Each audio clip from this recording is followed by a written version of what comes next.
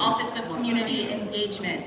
It's truly a pleasure to be here tonight as we welcome all of you here for our 5th Budget Town Hall series. As the County Executive has expressed, government works best when our residents really drive the conversation, and our signature Town Hall series continues on these efforts of creating a more open, accessible, and responsive government. We keep building a better Baltimore County together, bringing all of you and all of our residents to participate in our county's budget process. Before we begin, I would like to turn it over to Dr. Sandra Kirknitis for CCBC.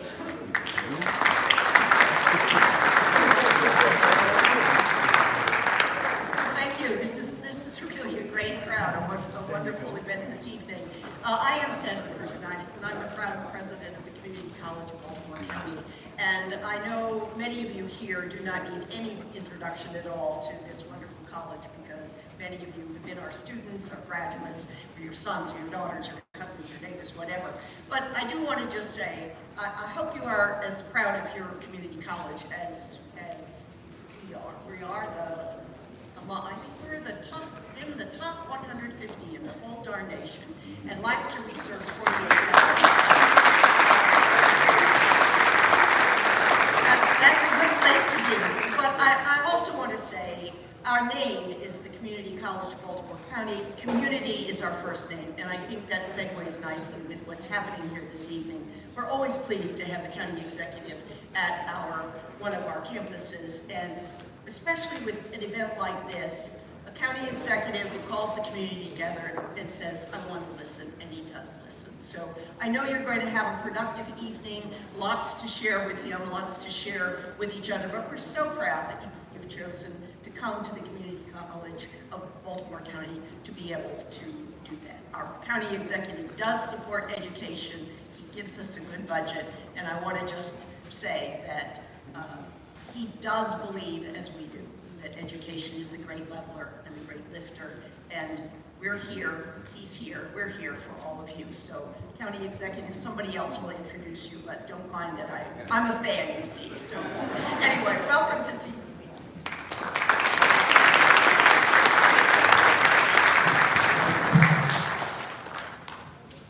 Tonight we continue fiscal year 2024's budget discussions here in District 1. Tonight, your County Executive, Johnny Olszewski, and Councilmember Patrick Young will provide a brief remarks, and the County Executive will present his budget presentation. After the presentation, our residents will have the opportunity to share their budget-related priorities within the allotted time of 2 minutes. Our designated microphones will come from the center aisle all the way back to the back of the center aisle. We will start with the front row. When we get to your row, we ask that if you are testifying, you stand up, and you will have that time to share your budget-related priority with the county executive and the councilman.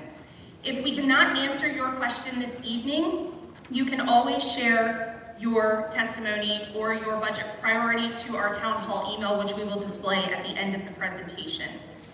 And now, without further ado, it is my honor and privilege to welcome your council member. But before I do that, I do just want to give a note at the top of the presentation that we do have to be out of the building by 9 p.m.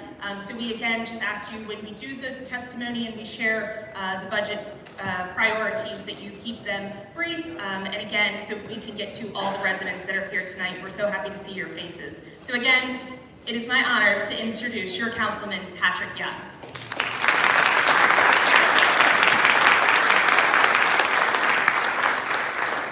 Good evening, everyone. I'll just start by saying that while this is the first time that I'm standing here on the stage, this isn't the first time that I've been to the District 1 Town Hall, where I used to sit in your seat, but it is an honor and a privilege to be able to stand before you as your councilman for District 1. And thank you for, one, not just participating in the political process that got me here, but participating in this process related to the future of your community, our community, the future of our kids that live here, as well as making this the, well, Life is Great in 21228, as well as every other zip code across the board in District 1.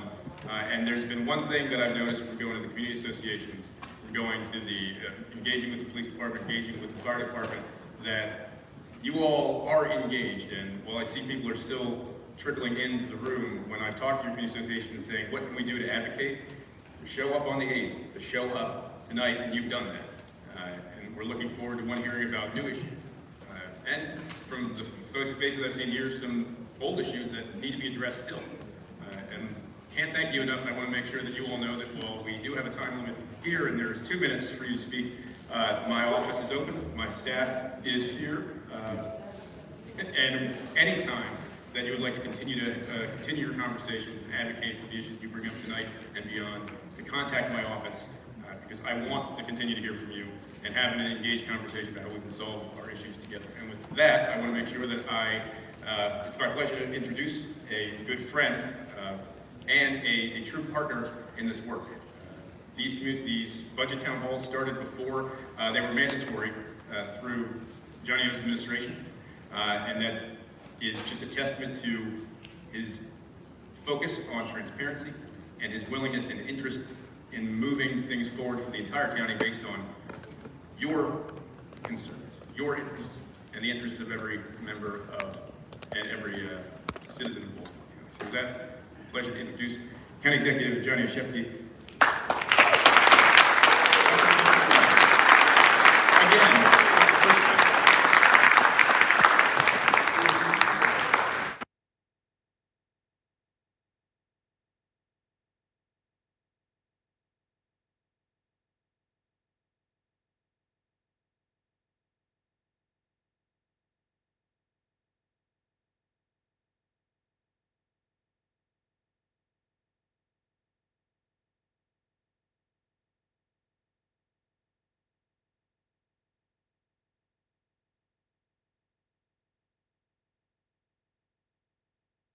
I want to thank all of you for coming out, whether this is your first or your 5th year. Again, it's a real testament to our communities to see so many members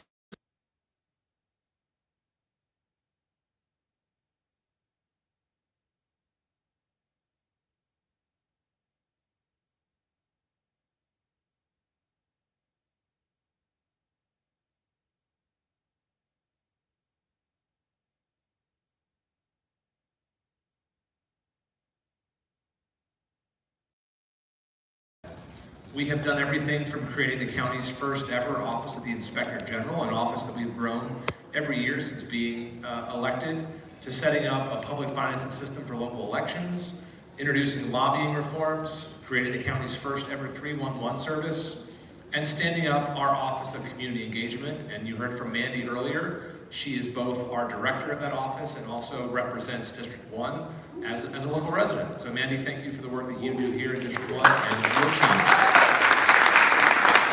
We are proud that we have stood up our election 4 years ago to now thousands and thousands of residents have shown up and told us what they want to see in the budget.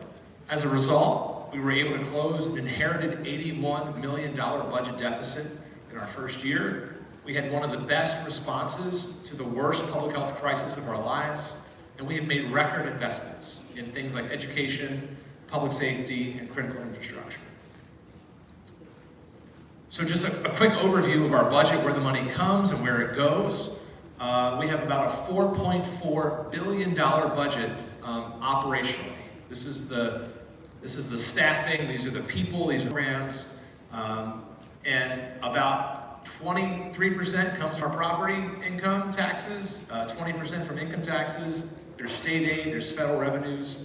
Unsurprisingly, more than half of our budget, 55% goes towards education, both K-12 and higher ed. Our libraries are a wonderful community college, and thank you, Dr. Curtis, for hosting us tonight.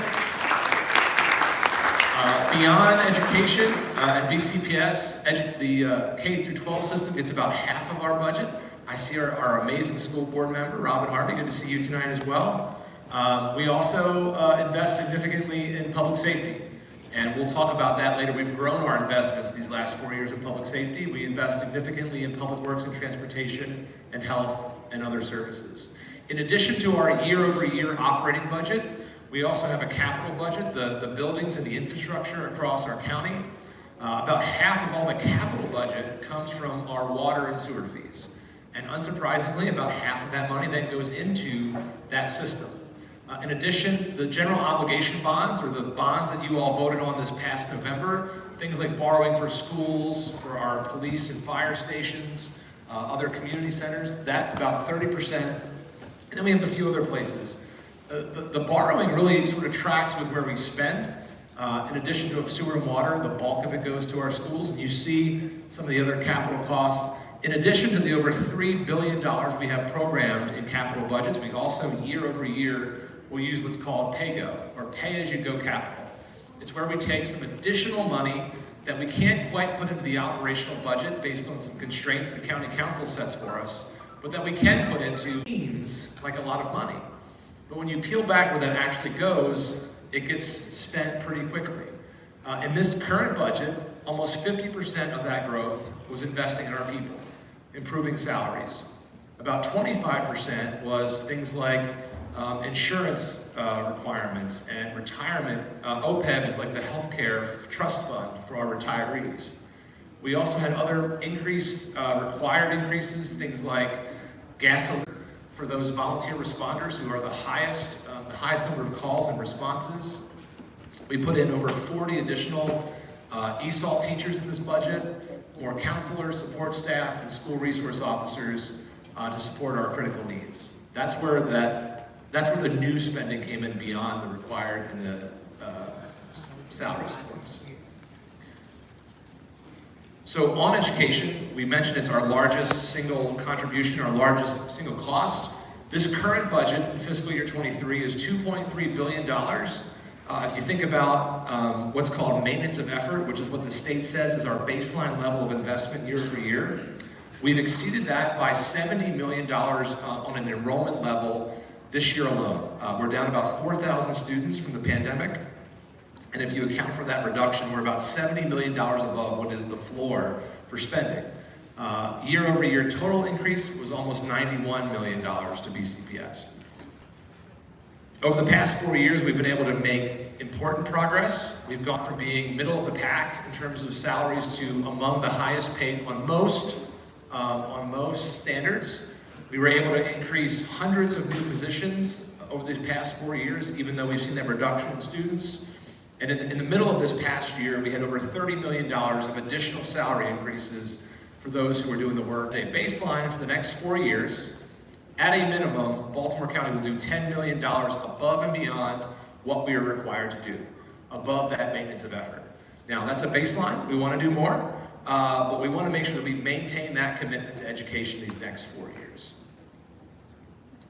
In addition to the classrooms and the operating costs, we know that the buildings in which we learn makes a big difference. So we now have a 14-year, $3+ billion plan. It's called the Multi-Year Improvement Plan for All Schools, or MyIPASS, which is our North Star, because it addresses both condition, capacity, and equity in how we make these investments for all of our schools to be touched over the next 14 years. It invests in CTE, STEAM, and it expands pre-K for almost 8,000 of our youngest learners. We're investing millions of dollars in things like security cameras and security vestibules. We're replacing doors in high school.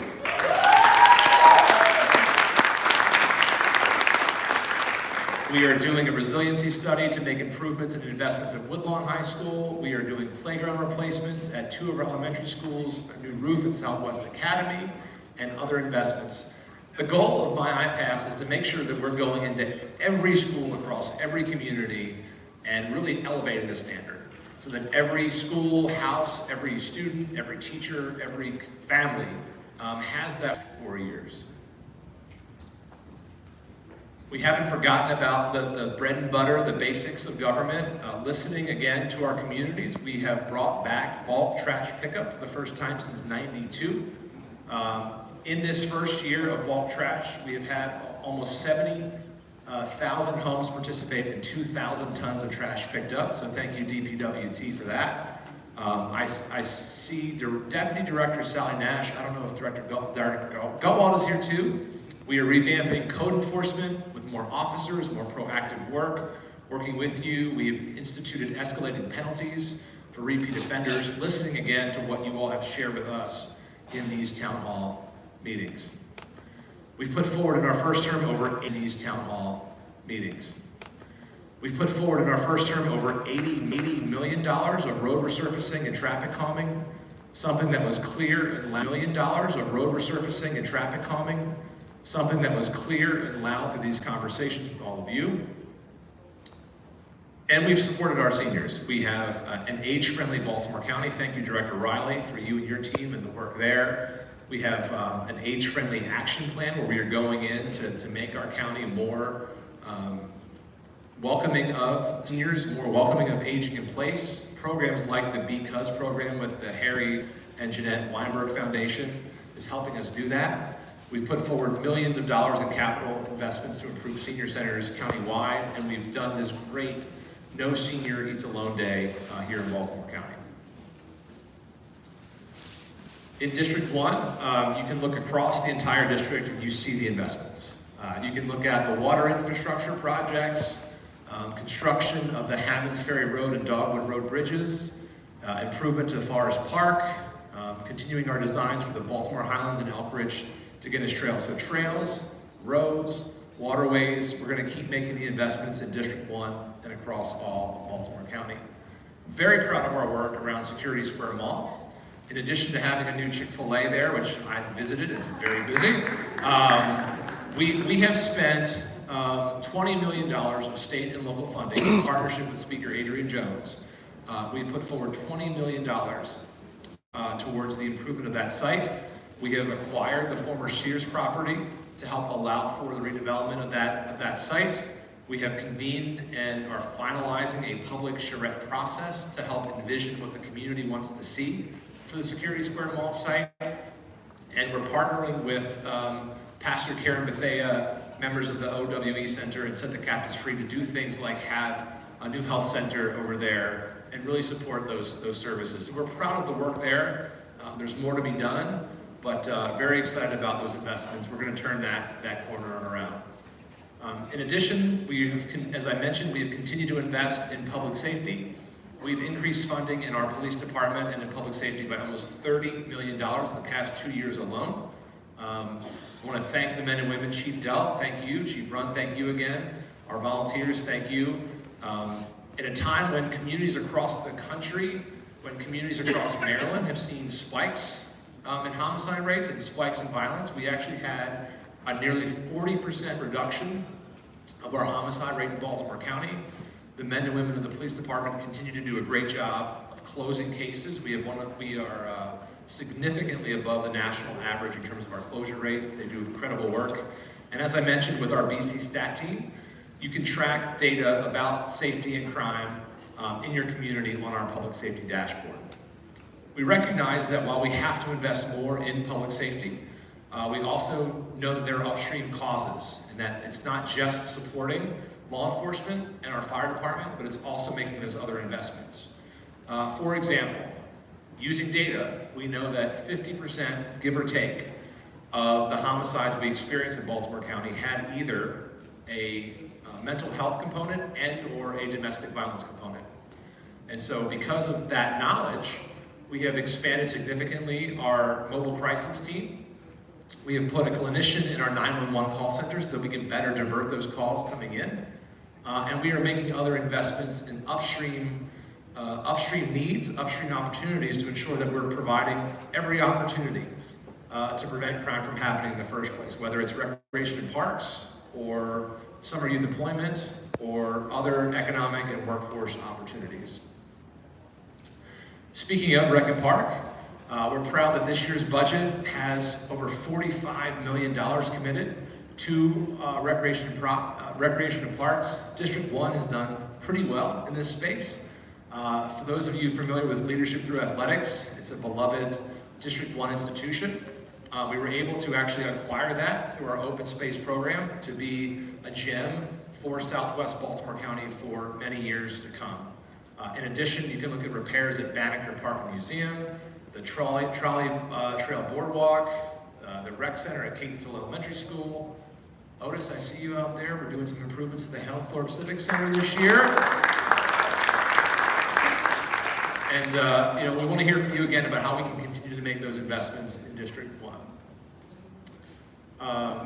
On sustainability, I mentioned Director Likens has more folks in our forestry division. That's allowing us to continue and sustain our work in putting in tree canopy in more urbanized communities that have been left behind. We have reinstituted glass recycling here in Baltimore County, in addition to doing things like bringing back methane capture at our landfill. And also recently, I want to thank Councilman Young for his leadership and his support of the BYOB, Bring Your Own Bag legislation, which will ban single-use plastic in most establishments in Baltimore County. It's staggering to think that in Baltimore County, we have, because I guess the law takes effect in November, every day, there's 1 million single-use plastic bags that are used in Baltimore County. So that's over 350 million plastic bags, single-use, that are going into our waterways, our trees, littering our communities, and our recycling facilities every year. So again, thank you, Councilman, for your leadership on that. All right, so that's where we've been. Just to talk very briefly about where we're going in the term ahead, we are focusing on a couple of issue areas. First and foremost, housing. And again, I want to thank and commend Councilman Young for being a leader. We believe that people should have access to safe, quality, attainable housing that has good schools and access to jobs. We passed a really foundational set of housing packages just recently with the council. The first bill creates a housing opportunity fund that allows us to invest for more home ownership opportunities. We've created the first definition of a vacant structure in Baltimore County so that we can go in and both hold those homes accountable, but also, again, create more opportunities for home ownership. So cleaning up vacant structures, but also creating pathways for home ownership. We've updated our townhome construction policy so that we can make housing more affordable in the construction, not compromising quality. And we've allowed now more family members the opportunity to age out. So we want to make sure people do have high quality, attainable housing, but we also want to make sure that we're providing them with job opportunities. And one example of how we're moving forward and leading in this space is the Public Health Pathways Program. Dr. Jennifer Lynch is helping us with that. She's our educational partnership leader. She might still be in Annapolis testifying. But we partner with St. Joe, and we basically have knocked down all the barriers to opportunity. We are covering transportation and childcare, tuition, working with CCBC, another trusted partner in this work, to take some of our most vulnerable residents and really create a pipeline to a guaranteed job that meets a really pressing workforce need. We hope to replicate this for teachers and police officers and other high-need areas in the years ahead. And then finally, capital. Infrastructure. We mentioned some of the investments we've made, but we know that we have community centers and schools and senior centers and police stations and fire stations that are critically in need of our investment. And so I have made capital a real priority for the next 4 years of this administration. I look forward to working with Councilman Young to do that and to hear from you about where we should make those investments. Deborah Schindel and Property Management are helping to lead a lot of that work, so thank you, Deborah, for your efforts. I don't know, is the administrative officer here tonight too? On infrastructure, we were proud to announce the formation of a task force. Some of our most important work around infrastructure is our shared water and wastewater infrastructure. Very proud to have partnered with the city to announce a task force that will look at all of the issues surrounding our shared system, from governance to billing to long-term capital planning around our infrastructure investments. And so I believe that the bill is about to be passed out of the House of Delegates and onto the Senate. Has been, DeAndrea? All right, that's great. But we're really excited about a pathway forward. The current structure is older than both the mayor of Baltimore and myself. Actually, it's older than me by 10 years. We don't do the same things today as we did back in 1972. We have different technology, we have different policies, and so I'm looking forward to modernizing the system in partnership with our friends in the legislature. So that's the big picture of where we're going. We're having our town halls through the end of March. I have to submit my budget to Councilman Young and his colleagues on April 13th. By the end of May, they have to adopt the budget. And so really this is where we turn to you. We are currently in budget formation. Before we open the floor up, and I believe I will reiterate what Mandy was saying, if folks are intending to testify, if you could congregate ideally towards the middle, if not maybe towards the inside sections here. But before we open the floor, we've started some live polling as our town halls. This is our 5th iteration, so we should try something new. So we have a few questions. If you have your smartphones, you can either take a picture of the QR code here or on the paper that's being passed around. We'll do a few questions, and then we are getting fancy, yes. We'll do a few questions, just I think 4 or 5 questions, and then we will open the floor. I'll invite Councilman Young up, and we will open the floor to all of you. First question is pretty simple. How many town halls have you attended since 2019? Is this your first, or is this your 5th, or are you somewhere in between?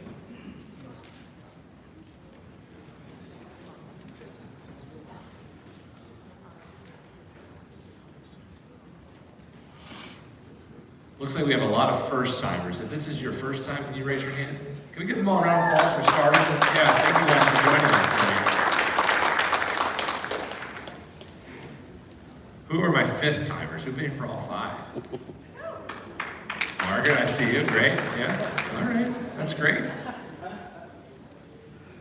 Well, it's my hope that our first-timers get as much out of this as those who've been coming back for 5 times. So.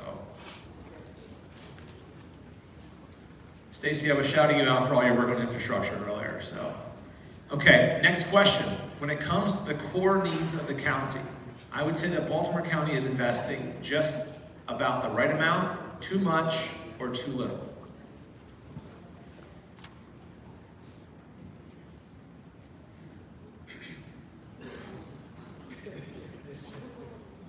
Feels a little bit like a horse race. She's like, dun, dun, dun, dun, dun. And I should say, these are totally anonymous, so if you say I'm spending too much, it's okay, I won't. That's what this is all about, right? We want to hear directly from you. We'll give it just one more second here. Okay. My top 3 budget priorities are, so your options are school capital and school operating, rec facilities, green space and ag preservation, road resurfacing, pedestrian safety, public safety, housing and community development, or workforce development. I think you can vote for 3, so there'll be more than 100% worth of scores here.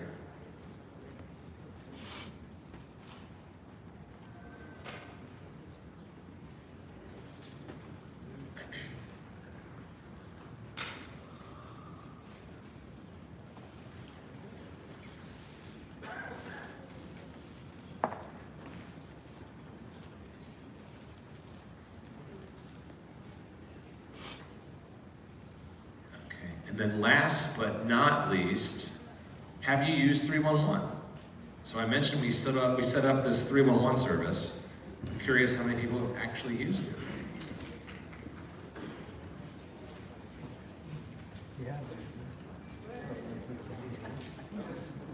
311. So if you have a pothole concern, if you have a billing question, if you want to report code enforcement, any issue that is facing you as a Baltimore County resident, you can just punch in 311 and we will make sure that your call is either addressed through the team there or is routed to the appropriate office. So if you haven't used 311, I'll put in a plug for it. If you also are tech savvy, we also have the Baltco Go app where you can also do a lot of those similar questions and requests for service as well. So 311, Baltco Go if you haven't downloaded the app. Thank you guys so much for humoring me on that. I'm going to invite Councilman Young up.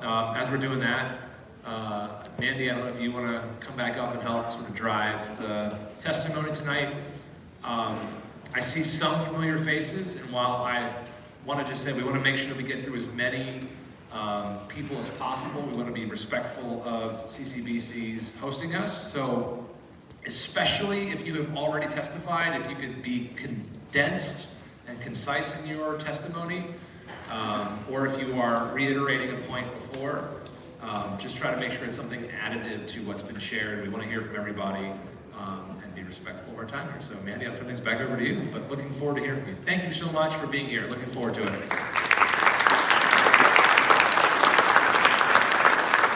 All right, everyone, we're going to go ahead and get started with our testimony portion of the evening. Again, like the county executive said, please just be mindful of keeping your time within the allotted 2 minutes. If you are here with a group tonight, one thing we do ask is that you have one representative from your group. So I know I saw some large groups coming in, and we're so happy to have all of you here. So when your representative stands and is testifying, feel free, if you are on the sides here, to stand up, and really support as they are sharing that testimony for the group. I know we have some wonderful signs that were made, so don't be shy. Raise your signs, wave them high so we can take some nice pictures, and we'll make sure we get a head count, again, if you are testifying with the group tonight. And then the only other thing I ask is that if you have heard the, your priorities shared, so say if it's, something like, I don't know, an aquatic center for the county, just please keep those, comments. If you have anything else to add in regards to that, please again, just kind of defer your time to the next resident next to you. So our two representatives that are going to be handing the mic down, we have Patrick and Zach. So they're going to come over here. We're going to start here on this section. What we're going to do is we're going to ask the first row to go ahead and stand up, whoever.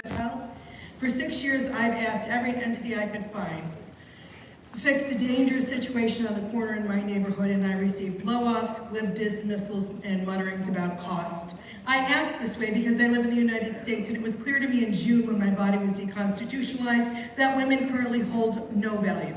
So I do not ask for my disabled self, who pays property taxes and pays a dog walker because I cannot walk safely in my neighborhood. I ask instead on behalf of human children. I tried to solve this human safety problem since summer of 2016 when I moved to the neighborhood, and I was bounced from state, county code, please, Tom Quirk's office. And calling Tom Quirk's office was worse than yelling in a hole. Sometimes holes actually have echoes. The spin that the county road is governed by the state because it has 2 yellow lines. So I did a gap analysis related to this problem, and my evaluation is that it is a game of pass the buck, and I don't like games. I have to tell you, I wish the makers of Monty Python were present to watch the code dude who came out with a 2-dimensional piece of paper and a tape measure to walk a 3+ dimensional problem and never noticed that he had walked an incline behind bushes on a blind corner. Maybe he had a liquid lunch. I don't know. It is a 3-dimensional problem, and there are 3 other factors. Moving humans of various sizes and mobility levels, moving vehicles of various sizes with various driving abilities and awarenesses, and stationary private property. And dude comes out with a piece of paper and a tape measure, then colludes with the historic pass-the-buck county state gap paper book mantra narrative because it does not cost anything to wear people out with liquid lunch guy and a tape measure. And there's always seems to be money for curbs, corners, sidewalks, down the road in the fancy neighborhoods. So I ask the same question: how many children at what dollar value must cease to exist to get this corner fixed? Is it a budget number? And is there a budget line to cure the state county road past the gap buck? Thank you. I don't know if Director Walker, if you are aware of this or want to be connected, or Deputy Director Russell? Now show me a tape measure. No tape measure. You got it? Yep.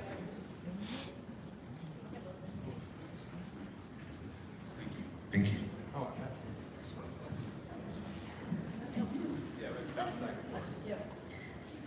Hi, my name is Janice Lepore. I'm a parent of 3 school-aged children. I'm a leader with Strong Schools Maryland, and I'm here tonight on behalf of the Baltimore County Education Justice Table. The Justice Table is advocating for a more equitable distribution of funds in the Baltimore County school budget and greater transparency, as well as community involvement in the budget development process. As a parent, I have watched the revolving door of leadership in special education and the exodus of special educators over the past 4 years, preceding the pandemic. I've also witnessed the compounding negative effect this has had on our students. Our English language learners and our special education students are some of our highest need students. They have insufficient numbers of instructors to meet their needs, resulting in excessive caseloads. In addition to funding all instructional salaries to maintain being a competitive employer, the Justice Table recommends reprioritizing $9 million to attract and retain an additional 150 ELL and special education professionals. We also advocate for more opportunities like this earlier in the budget development process. While I understand some of that is with the school district, we would ask the council to advocate with the district to release their proposed budget in early December and schedule additional public hearings throughout January and February so that all community members can contribute their ideas and priorities to the budget before it gets approved by the board. Thank you.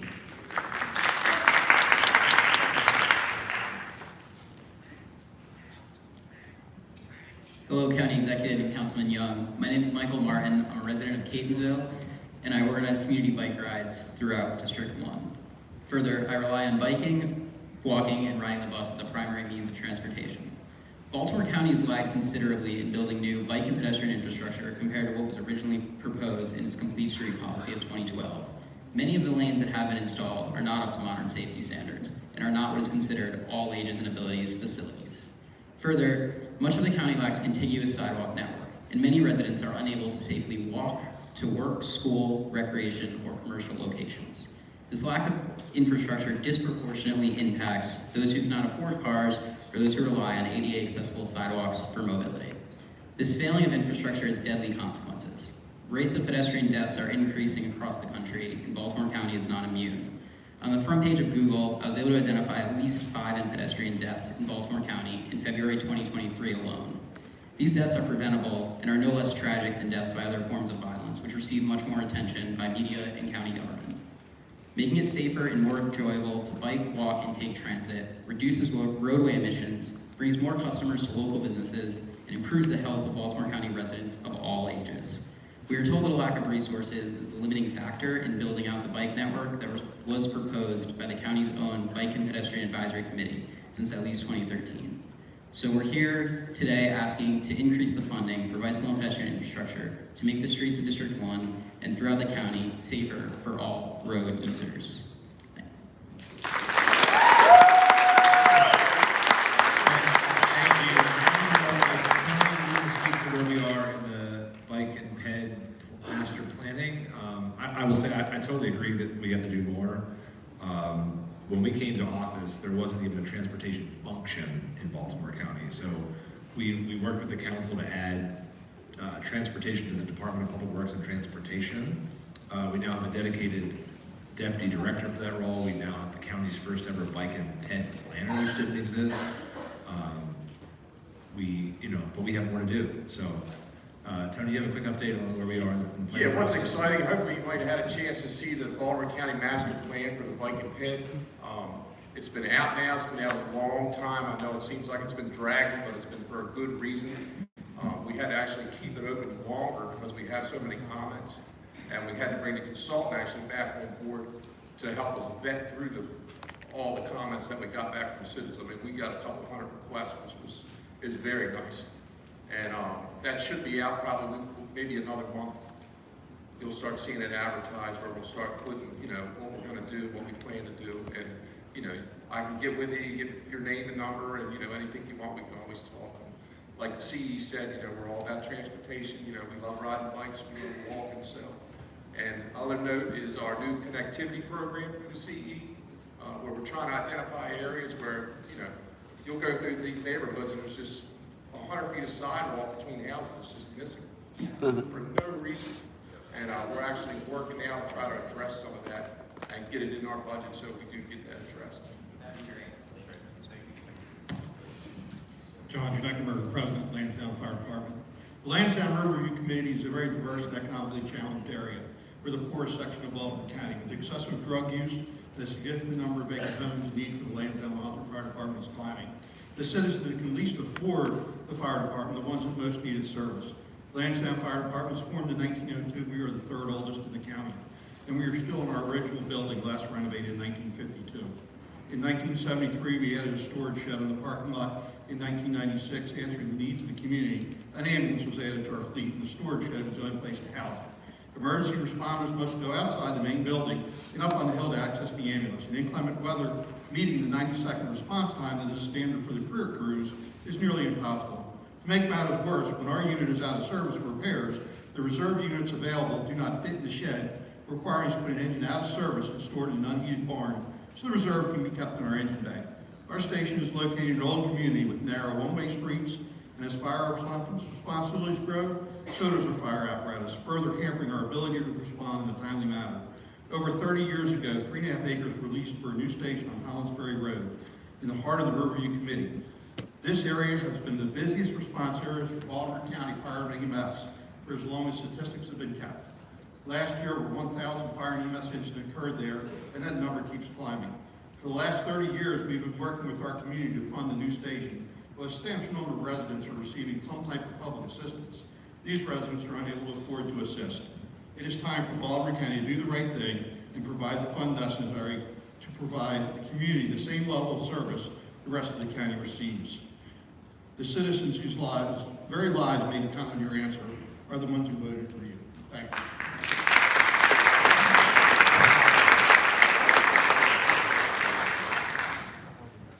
Hi, I'm Erin Walton. I'm a Catonsville resident. I'm also a board member of Catonsville Rails for Trails. And I'm here tonight speaking also on behalf of Charlie Murphy. He's our District 1 representative to the Pedestrian Bike Advisory Council. So I'm going to echo some of what Mike said, but I'll be brief since we're touching on some of the same topics. Baltimore County, specifically this area, is really lucky to have a lot of dedicated volunteers who do a lot of the trail maintenance and upkeep and bring the needs of the trails to your attention.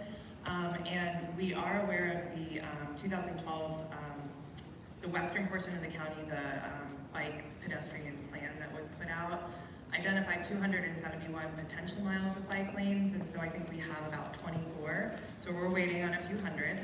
So, you know, that's up there on the list of priorities.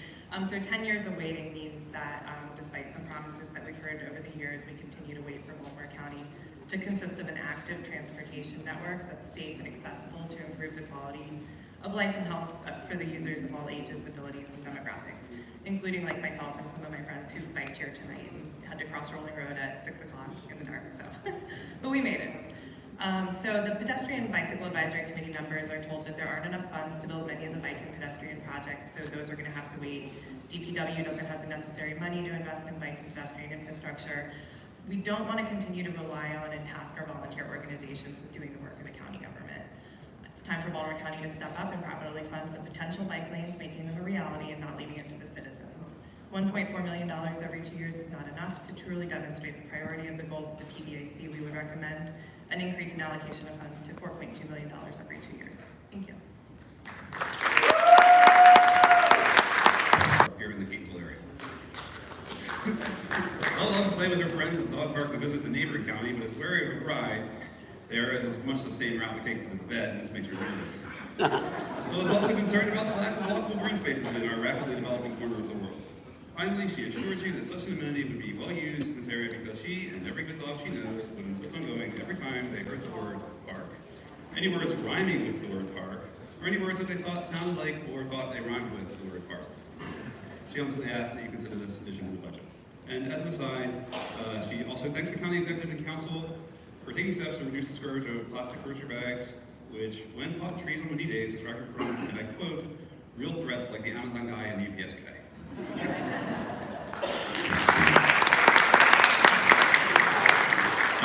If she has ideas, I don't know if Director Smith is up there. He's all the way in the back corner. I don't know if you can see him with the light. But if she has ideas of where that might work, or we can sort of explore feasibility, that would be a great connection to make.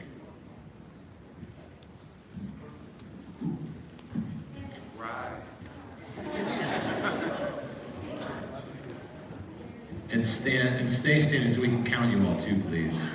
I brought a school bus. Here we go.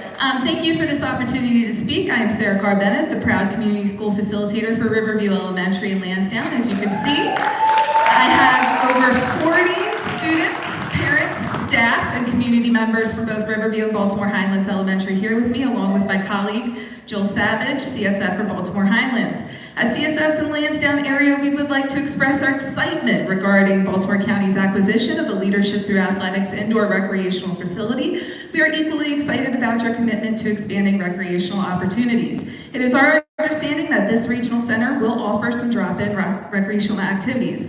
We would appreciate the opportunity to be a planning partner as you develop a comprehensive plan for the use of the facility, as hundreds of families we have engaged in our community school needs assessment process have clearly indicated this as their top priority.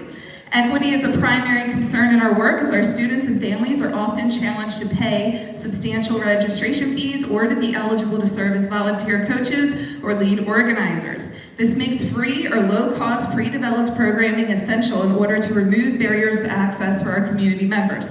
Ideally, having a facility that is staffed and has paid program leaders or coaches would allow for sustained access to recreational programming for all children, regardless of socioeconomic status. Even beyond our needs assessment data, are currently community safety concerns that have been highly publicized in the media. These concerns highlight the need for safe, supervised, engaging programming for children, youth, and families to support healthy alternatives. In closing, we want to be your partner as you develop the vision for the Southwest Regional Recreational Facility so we can work together to ensure the healthy development of children and families in our community.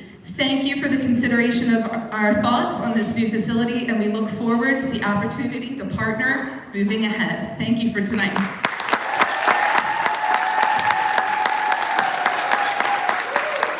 Get a few fans out there. First of all, thank you all for coming and your presence. The answer is yes, absolutely. That was part of why we were intentional about this acquisition. I think Director Smith, I'd like to let him weigh in a little bit and validate that he's going to invite you into that work. Sam O'Neill, are you here too? Sam O'Neill is my senior advisor. She's been really pushing drop-in programming and sort of open access for all of our communities, but we know that this is particularly important. But I'll let Director Smith, if you wanted to say a few words. Sure, absolutely. We're always looking forward to partnerships, and we'd be glad to connect afterwards. I think I have the letter you guys sent, so I can reach out to you. One of the keys to the Leadership Through Athletics was we wanted to staff it ourselves and operate it so that we can do drop-in stuff at that site. But it's not the only opportunity we have to service the community. We're also beginning to do drop-in programs in various schools throughout the county and after-school activities.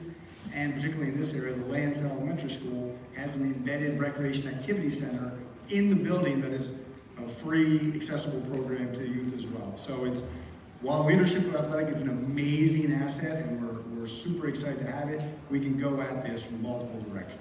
You are welcome to Riverview Elementary any day. I would love to meet with you. Certainly, absolutely.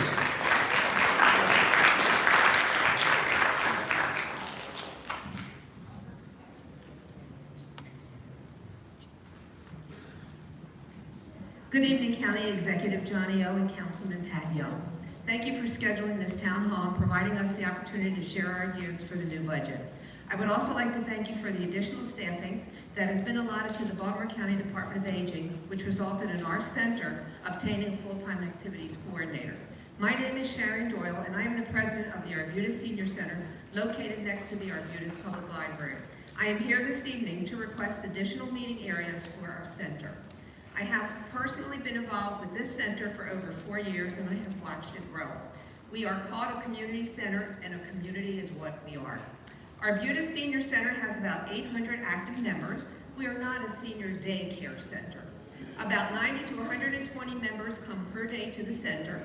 Each week, we offer more than 10 art and craft classes, including watercolor, ceramics, and stained glass, 7 physical exercise classes or activities, including pickleball, Zumba, Tai Chi, and aerobics, various health education classes and screenings, social activities including bingo, cards, book club, stamp collector club, consumer education and technology classes, and much, much more. Excuse the shaking. We also serve lunch Mondays through Fridays through the Eating Together program. This meal is a well-balanced meal designed by the nutrition department. For many of our members, this is their best meal of the day, a time to socialize and make new friends.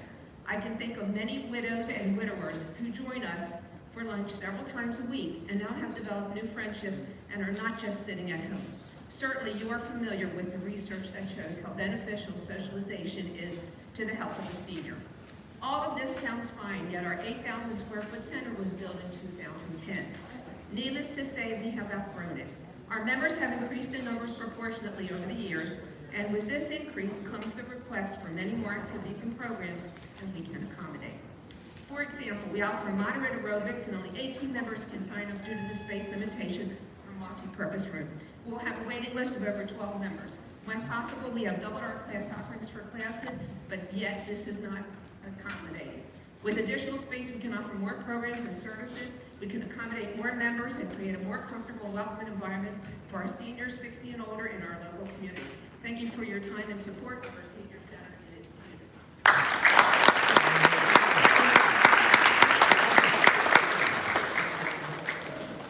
Good evening, County Executive Olszewski and Councilman Young, and to everyone here tonight. My name is Robin Harvey. I am a social worker by profession, and tonight I'm here representing the Baltimore County Commission for Women as the District 1 Commissioner. In 2021, Baltimore County experienced over 3,000 incidences of intimate partner violence calls for help, over 3,000 incidents of child abuse, 1,000 sexual assaults, and unfortunately 10 intimate partner violence homicides. We have the distinction, unfortunately, of being number 2 in the state for child sex trafficking. So, families and individuals experiencing these types of trauma often need to seek out resources in a time-sensitive manner. These might include medical, courts, law enforcement, legal services, even down to food, clothing, and shelter. Oftentimes, these services are siloed across and spread across the state. So, the Baltimore County Commission for Women is asking our county leaders to bring together these providers who provide these sorely needed services to boldly reimagine a service delivery system where victims who are experiencing this trauma can come to one location when they are in their most vulnerable moment. The Baltimore County Commission for Women believes that a family justice center is just the type of space that we need. I worked on a domestic violence hotline, and I can't tell you how many women called in hushed voices with only moments to tell me what was happening to them and their children and to seek help. Imagine the pain and suffering that we could have prevented if we could have just quickly said, get to the Family Justice Center, call the Family Justice Center. The Baltimore County Commission for Women believes that a Family Justice Center is a common sense and collaborative step on a path to resiliency and restorative justice for Baltimore County. And I really believe that we can meet this challenge and build a better Baltimore County together. Thank you so much, and happy Women's History Month.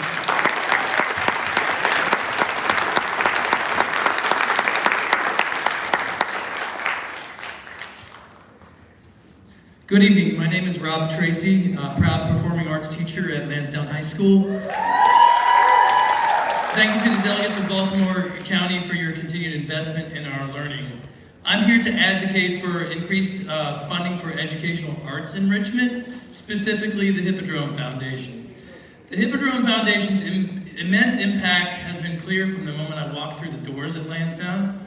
As an educator, my most important job is to provide students opportunity. Many of our students come from challenging situations where opportunities are few. This is where the magic of the Hippodrome transforms them. Each time there's a workshop with the Hippodrome, students see firsthand their potential realized in the professional artist that stands before them. An important part of these workshops is a conversation, like we're having now, between students and professionals. Students learn about the business, but they also learn how to listen, how to find their voice, and how to channel their unbridled adolescent energy into works of art. I cannot overstate the impact that HFI, even through a pandemic, has had on sustaining our arts programs. Even with Hippodrome as partner, the course offerings, enrollment, and quality of our artistry continues to be raised. Many of our students have gone on to study performing arts in higher education and as a career. The Hippodrome not only helps us to realize the importance of the arts, but it improves school attendance and it creates lifelong learners. When we make decisions about our county budget, we must keep the Hippodrome at the forefront. The Hippodrome has submitted an additional capital ask for their development of their new space. And we at Lansdowne need your full support in order to sustain and expand educational programs in Lansdowne and countywide. Thanks a lot for your time. Mr. Tracy, thanks so much for just advocating for the arts. I just want to please pass on my congratulations to my wife, and we took my 2 boys to see The Wiz that the high school put on the other, and an amazing job. They kept an 8-year-old and a 3.5-year-old entertained the entire time. They didn't want to leave at intermission, which we were concerned they would. So please pass on my congratulations to the guests. Hi, good evening. My name is Suzanne Flinchbaugh, and I'm a proud resident of College Hills. And while there's no doubt that life is great in 21228, I think we can make it greater. I ask the council for help with prioritizing a green plan for the downtown corridor in Catonsville, one that reduces downtown flooding and creates a series of pocket parks along the Bull Branch stream. The Bull Branch originates just behind the firehouse, and the watershed itself covers nearly 1,200 acres. Many of the stormwater retention ponds that you see along Frederick, Meller, and Rolling Roads are part of the Bull Branch watershed, but they are sadly orphaned and unconnected. They look more like garbage ditches than ponds and are filled with dead and dying trees. I propose that we use these orphaned ponds and turn them into a green necklace of walking paths and urban parks that leads from downtown to the Patapsco River. I know this is possible because I have been working for 2 years with College Hills stakeholders, including 5 HOAs, the YMCA, Brightview, St. John's UCC, and CCBC to develop a plan to address stormwater management and create more green space. The landscape is there. It just needs to be renewed as urban forest and walking paths. My group worked with Patapsco Heritage Greenway and secured a $150,000 grant to hire an engineering firm to assess the stream and presented those findings to the Baltimore County last fall. But the department declined to move ahead with any of the recommendations because they have other priorities in the county. I ask for your leadership and partnership to implement a green plan for the Bull Branch, one that honors our business owners' needs and our residents' needs. We can do it. Let's imagine big. Let's make Catonsville a green jewel in the county. Let's make 21228 even greater.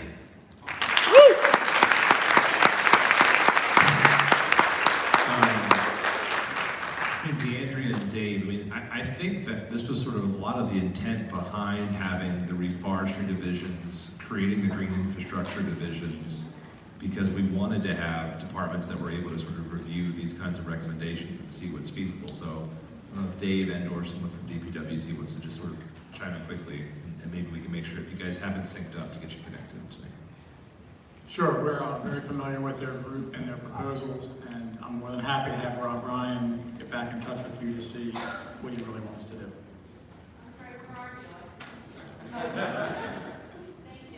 It is hard to see when you're looking back up, so.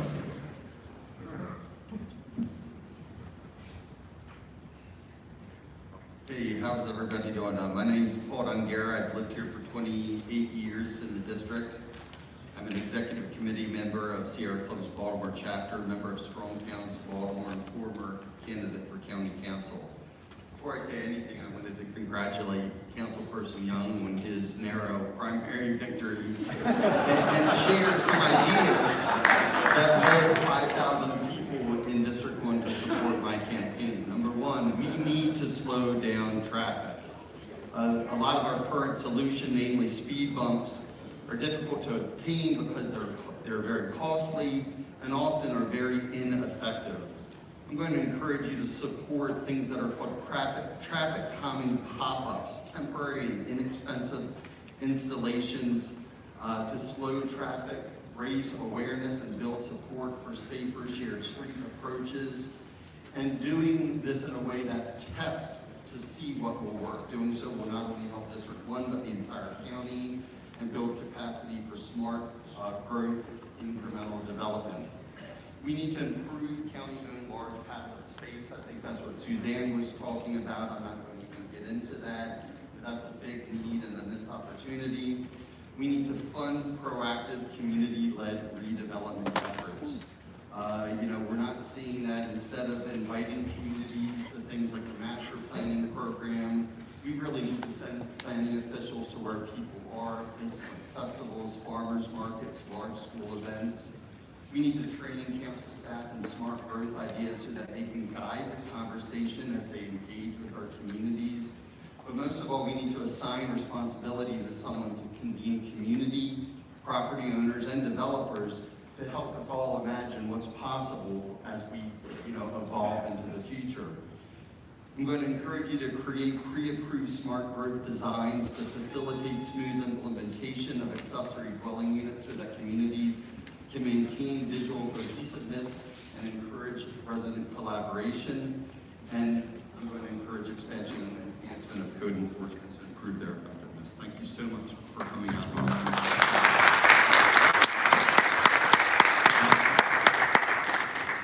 And I hear you on the master plan and plan. I actually do want to give Director Lafferty, though, and his team in planning a lot of credit.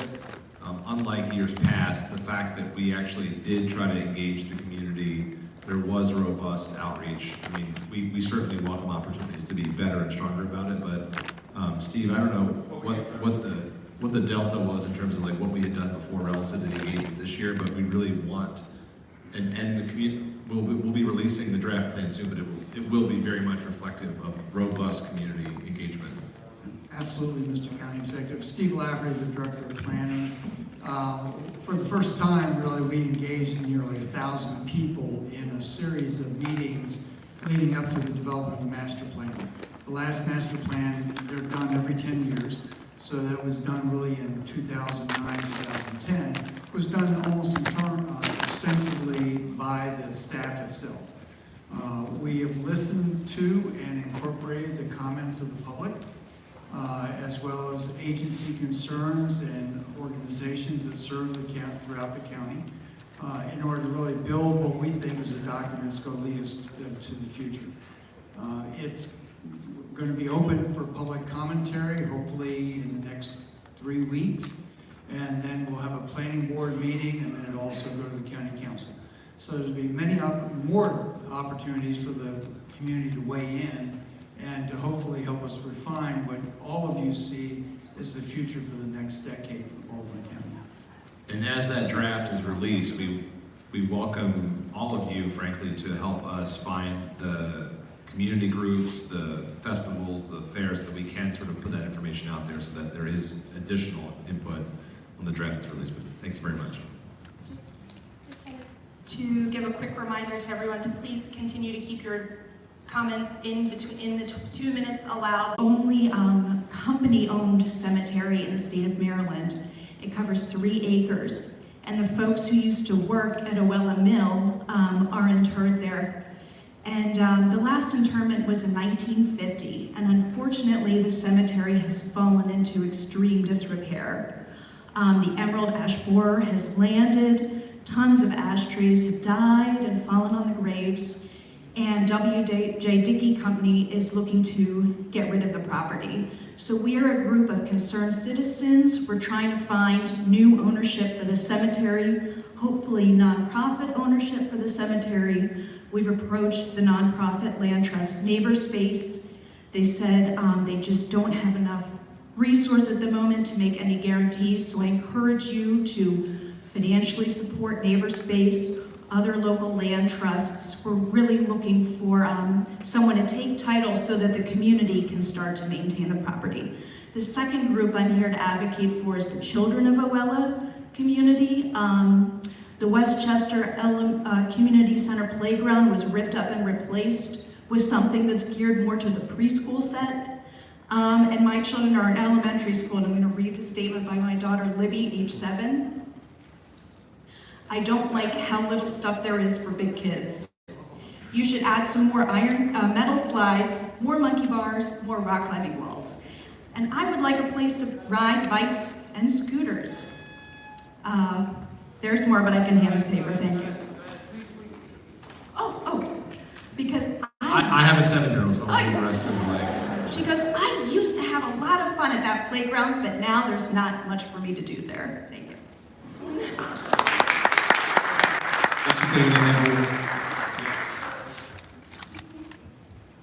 Good evening, County Executive Olszewski Jr. and Councilman Young. My name is Arkia Wade, and I'm the board president for the Baltimore County Arts Guild, and I'm speaking on behalf of them tonight. And I do believe we have some board members in, so could you please stand? I would like to specifically thank the county for your support the last 2 years of our annual Arts and Drafts Festival at Guinness. Your generous support enabled us to have an amazing weekend last year where we offered 3 days of free arts and music, over 8,000 festival visitors, 58 hardworking volunteers, and 100 plus musicians and performers. We are currently planning our 3rd annual festival and would like the county's continued support. We are hoping that the county will consider including the festival annually in your budget, possibly under tourism. As you are aware, Catonsville is the first arts and entertainment district for Baltimore County, and we as the Guild are proud we have been able to facilitate this important designation. Over the last year, over 30,000 visitors have attended district arts and music events. 5 new businesses opened their doors, 1 community-driven public arts master planning process was conducted, and so much more. We continue to create a strong partnership with the Catonsville Chamber of Commerce for collaborating to spotlight businesses, assisting with vendors at the farmers markets and other projects. We hope the county will continue to fund the Guild as one of its many goals is to assist other areas around the county with attaining A and E district designation through the Maryland State Arts Council. We will not be able to do this without the county's continued support. The Baltimore County Arts Guild promotes the arts in Baltimore County through 2 centers of operation, the Clubhouse in Catonsville, where programming has attracted over 4,000 visitors and participants, and Gallery 1101 in Arbutus, where 10 plus resident artists hold studio space.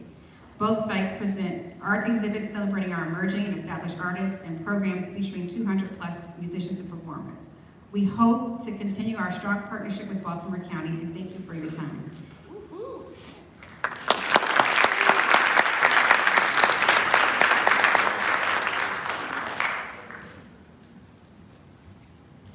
Good evening, I'm Charles Philipson, 33-year resident in Catonsville and president of Neighborspace.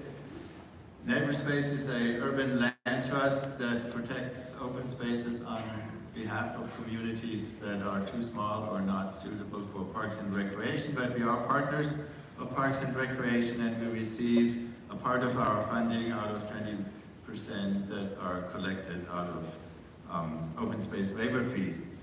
As the presentation shows, and as some of the testimony of my fellow residents show, open space is really an important issue for everybody, and the poll showed that also. And what I wanted to point out is that open space really cuts across various departments. It is not just siloed in Parks and Recreation.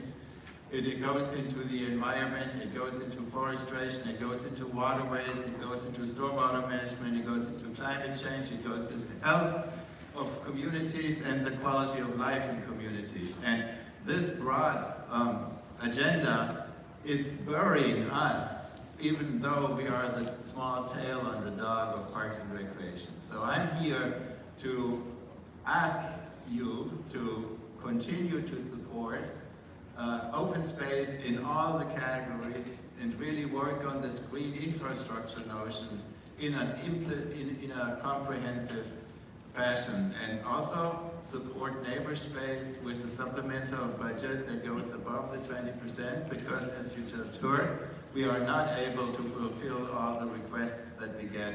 And we are working on a shoestring budget with an executive director that gets paid for 25 hours and works 50 hours.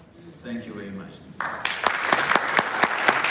The two of you, well done either way, so thank you. Good evening. My name is John Barth. I'm Vice President of the Music City Maryland Association. We are a 501c3 local nonprofit here in Catonsville.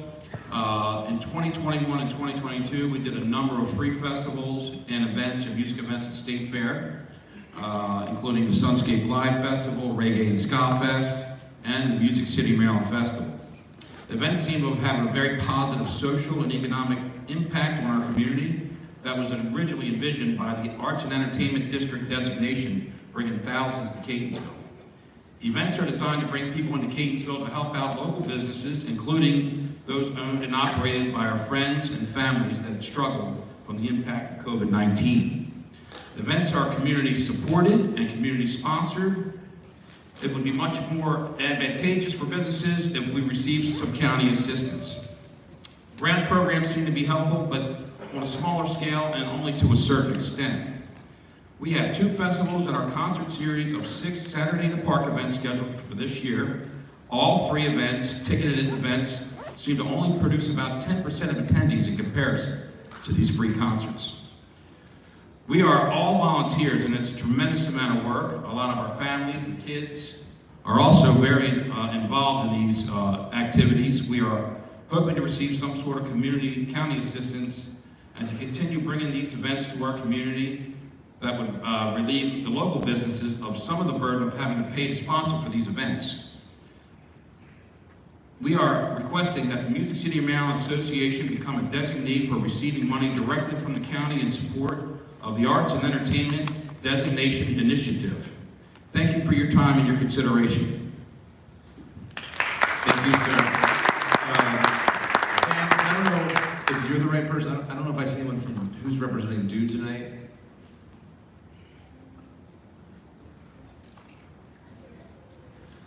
So for both for you and for anyone sort of on all of these festivals and arts, so Samantha O'Neill, Senior Advisor in the back corner waving. So if you guys haven't connected, please make sure, and she can make sure that we're synced up with some of the folks who are doing a lot of those programs and those supports as well. Right, thanks.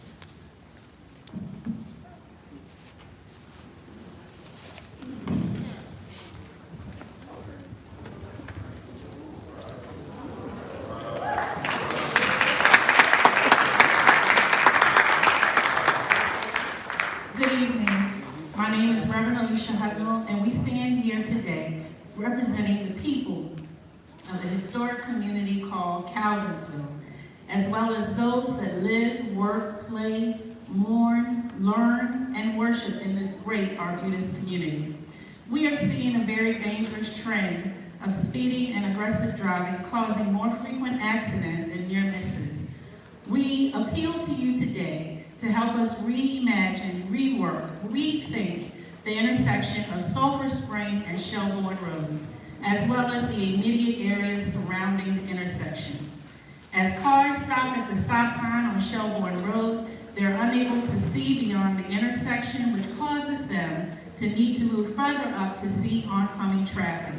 Due to cars speeding on Sulphur Spring, they are approaching incoming cars too fast for either car to avoid colliding with each other, with the fire hydrant, with the bollards, with the cemetery fence, and even with a historic great church that was minding its own business. Young people attending Arbutus Middle School are walking down this dangerous section of Shelbourne without sidewalks sidewalks, or crosswalks, either traveling to or from home, or to our local recreation center for after-school programs, and even to our Arbutus Library. College students from UMBC can be seen running and training on these same roads under the same conditions. The safety of our community residents, our students, those that work in our great institutions of learning, as well as our worshipers, are so important that we must stand to seek your support in word, in deed, and yes, in dollars in the budget to fix these problems. Please make this a priority to save lives, because life is too precious to lose it at an intersection where we had the ability to make a change. Thank you for hearing us. Thank you for seeing us. Thank you, partners, for showing up and standing up.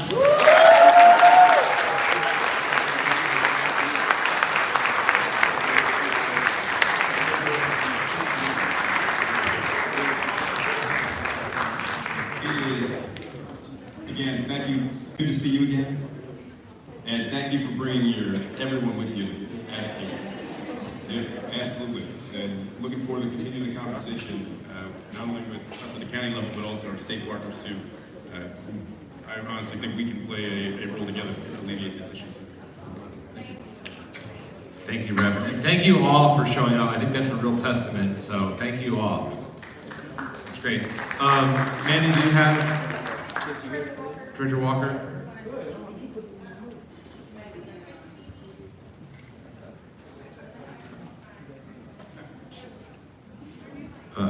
Hello. There we go. We did receive a letter in regards to this, and I think we responded, and we're going to be out in September to do some road adjustments for you. Not September, the spring. The spring, to do some road adjustments for you. Yep. Awesome. Thank you. Thank you, County Executive Olszewski and Councilman Young, for hosting this event. My name is Christine Phillips. County Executive, the last time you saw me, I had a bunch of hats on my head in a virtual meeting with TACTRA. I'm a Spanish teacher at Woodlawn High School, and I would like to focus on the effect the teacher shortage is having on students and what you can do about it in this budget. This week, I anonymously surveyed my students and had 70 respond. 45 students said that they have had at least one teacher quit mid-year in their time in BCPS. That's 60% of respondents. 17 students said that they had had 2 teachers quit mid-year, 25% of students who responded. 2 students said that they had had 7 teachers in their BCPS career quit mid-year. 1 student said, quote, a teacher in 5th grade quit on like the 3rd day of school. I also asked students what it meant to have a teacher quit. Here are a few of their responses. Quote, losing a teacher mid-year takes a huge toll on students because it makes us distracted and off task easily, end quote. Another student said, quote, my teacher left in the middle of the year last year and I didn't know what to do in that class. I failed that class and that had a lot of effect on me this year. One of my teachers left this year and we are not learning anything in that class, end quote. Now, what does that have to do with this budget? You have the power to reallocate funds to make potential teachers come to Baltimore County by funding our compressed salary scales. You also have the power to put resource teachers who support brand new educators back in the budget. I know that the only reason I survived my first year teaching is because of my mom and a resource teacher. Overwhelmed new teachers are not good teachers, and if we want to retain educators, you have to make us competitive with the other counties. Our students deserve educators who are highly qualified and experienced so that they can go on to be successful members of the Baltimore County community.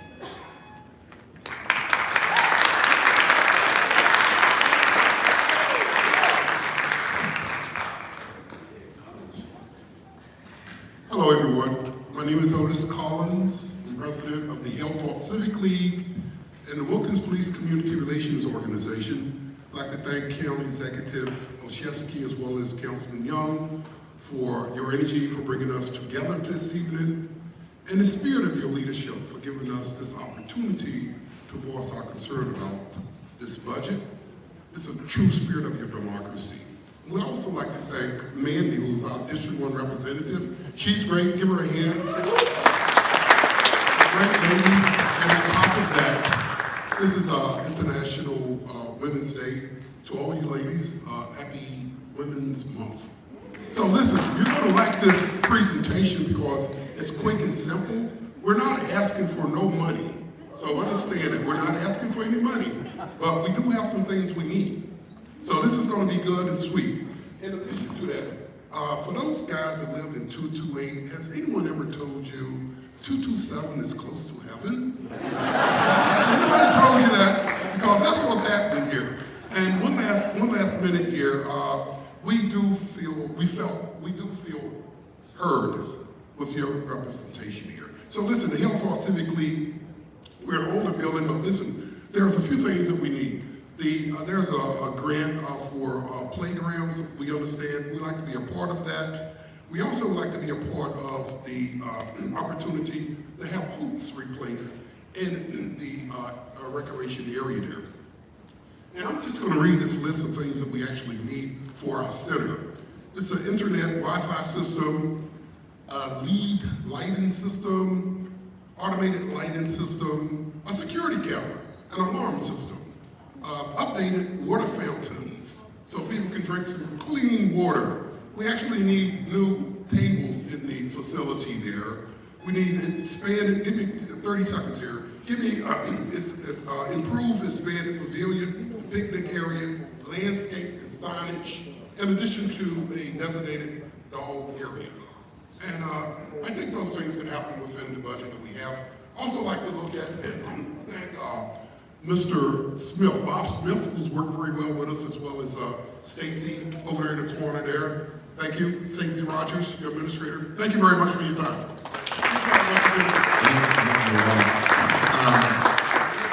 I don't know if it's you or a Bob Smith question, but Otis, my understanding is the $500,000 that I announced for basketball hoops is for any location that's not currently modern.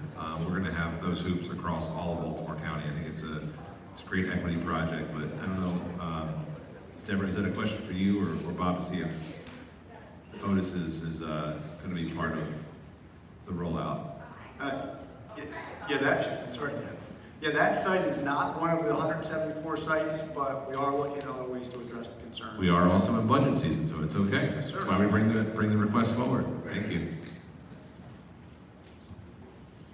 Good evening. My name is Erica Ma, and I'm an ESOL teacher at Lansdowne Elementary and a parent at Keatonsville High.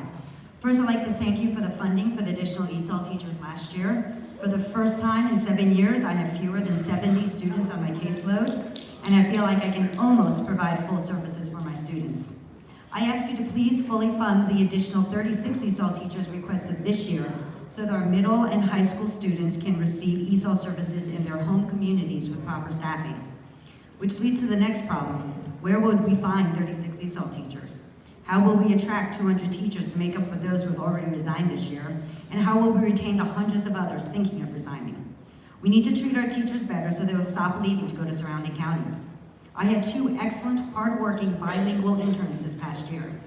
One is in the city because they paid more, and the other is in Howard County because the HR process worked faster, even though she applied to us first. 2 issues that teachers have been advocating to fix for years. Our students cannot thrive or even learn the basics without schools that are fully staffed with qualified teachers. Last week you said that your goal is that by the time your term is over, you want BCPS teachers to be the best paid in the state. Our students need you to make that happen so we can retain and recruit quality teachers for them. Thank you. Thanks, Erica.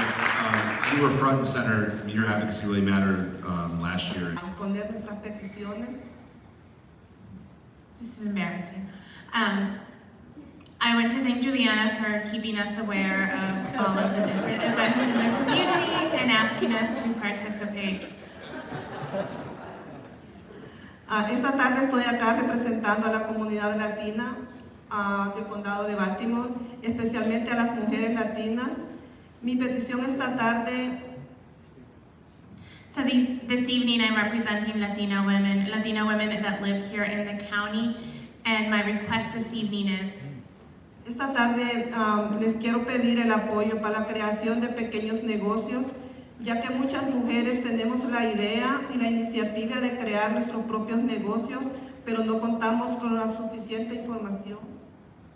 I want to ask that there be funds and additional support created for women business owners. Many of us Latino women, we have ideas, we want to start businesses, but because of lack of information and know-how, we're not able to do it.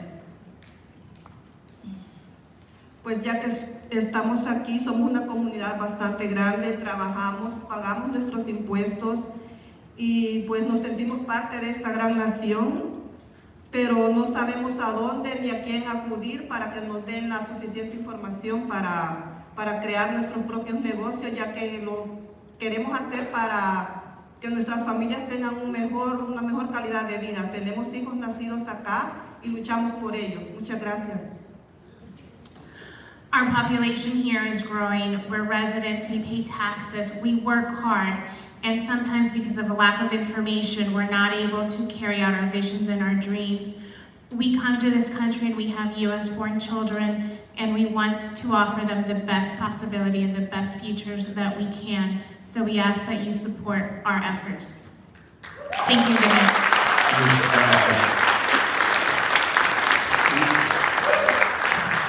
We want all of our residents to thrive, so thank you for that. And Juliana, there's nothing to apologize for. Juliana Valencia Banks is our Immigrant Affairs Outreach Coordinator. And I think it's wonderful that you make sure that all of our residents are aware, because I think it's so critical that all of the voices of Baltimore County are heard in these forums. Hi. Nice to meet you. You know my message. Sue Sexton, President of the Teachers Association, representing some 9,000 teachers, but there's a crisis in education and we are losing teachers and we can't get them to come and stay. As Erica said, we've lost hundreds already this year. We can't meet the needs of our students if we don't have enough educators. The academics will go up, the discipline will go down if we have properly staffed schools. We're 9th in the state for career earnings, 9th in the state, so that is not acceptable. That is part of the reason why this is happening. Please fund our salary compression. Our students need us. Thank you.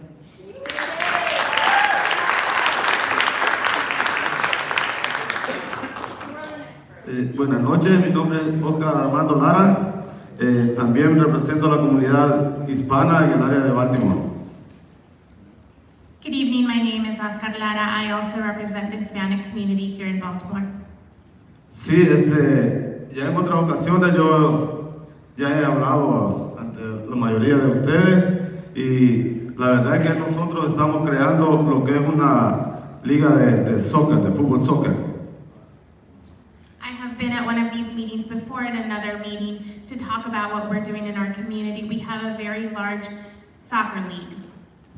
Sí, Juliana, le agradezco muchísimo por el apoyo que nos ha dado y la verdad que nosotros estamos en Howard County, pagamos cientos de miles al año y tuve una experiencia con el Red Consul de que tuvimos un campeonato en tres días que yo usé la cancha, me cobraron casi $3,000. We've been using fields out in Howard County, paying thousands of dollars in order to use their fields. We had a championship here in the county and used turf fields, and it was $3,000 for 3 days. La verdad es de que nosotros como comunidad no queremos decirles de que nos regalen. Nosotros no queremos que nos regalen, sino que nos tomen en cuenta, porque nosotros todos pagamos impuestos igual que las personas que son norteamericanas. Nosotros damos la contribución y queremos ser tomados diferentes, porque mi grupo ahorita es alrededor de 350 personas. So similar to other folks, we also work and we pay taxes, and we want you to consider our needs. My group is 3,000 people, and we have a very large committed group that wants to continue to work and play in the county. Sinceramente, les digo de todo corazón de que yo prefiero pedirles a ustedes, venir a pedirles a ustedes que hagan algo por nosotros, a que todas las personas que andan en la calle cometiendo errores. Nosotros queremos que pongan conciencia y sé que si ustedes están en el lugar que los eligieron, porque desgraciadamente yo no puedo elegir, ¿verdad? Porque no tengo documentos, pero si hay personas que los eligieron y que ustedes hagan lo mejor, no solo para los americanos, no solo para los latinos, africanos y todo, sino que para toda la comunidad, que es la que contribuye. So I'm not here begging for anything or asking for anything, because we contribute and we want to continue to contribute. So we want you, when you're making decisions, to take our community in consideration, to take all of the communities in consideration that want to use and recreate in Baltimore County, so that there's programming equitably and accessible to all communities, regardless of where they're from and what their immigration status is, because we all deserve an opportunity to stay off the streets, to enjoy healthy options and healthy activities like the soccer leagues. Y de antemano les agradezco y que Dios los bendiga a cada uno de ustedes, los que están trabajando para la comunidad y los que vienen a pedir también, porque que se oiga lo que ustedes vienen a pedir, si lo piden de corazón y ellos estén de acuerdo a ayudar a la familia. Muchas gracias. I want to thank everybody for being here today and for listening to what we're saying, and I want to thank all of the community members that are here that are lifting their voices, because perhaps as we all lift our voices together, we can start changing things and making a better country. Thank you so much.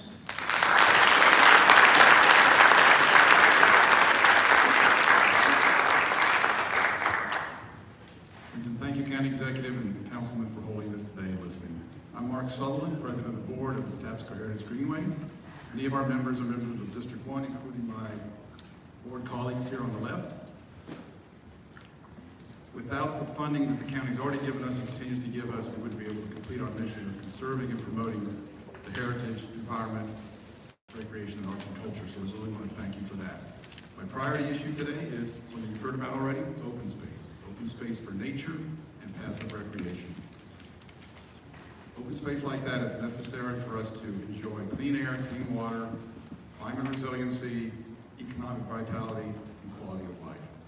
The truth of that statement is embodied in the federal America the Beautiful program, which you may have heard about, which has a goal of preserving 30% of land and water by the year 2030. The Maryland legislature is currently looking at its own bill, Maryland the Beautiful, with the same goal. I urge the county to do its part to conserve open space as well, with, by example, supporting neighbor space, so that Oella Cemetery can be one of those parks that provide those services for citizens and future generations.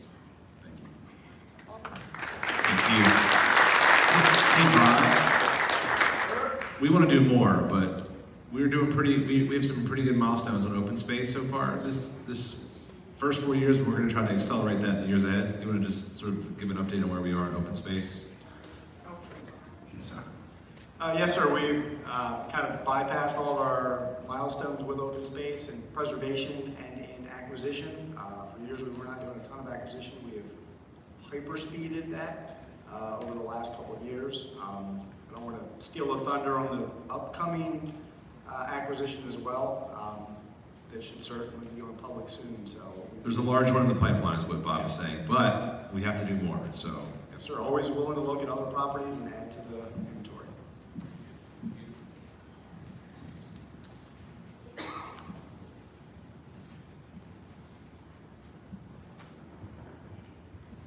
Good evening, my name is Grace Wiesner and I'm a science teacher for Baltimore County Public Schools. I am here tonight to tell you about my experiences as an early career educator in a District 1 school. My first year of teaching, my grade level partner was a second year teacher. Between the two of us, we had 1 year of experience to draw upon to plan lessons, support students, and navigate the world of special education, discipline, and the many other facets of classroom teaching. He quit in spring of that year. His students had a sub for the final 2 months of school. My next year, my new grade level partner had more years of experience under her belt, but she quit in December.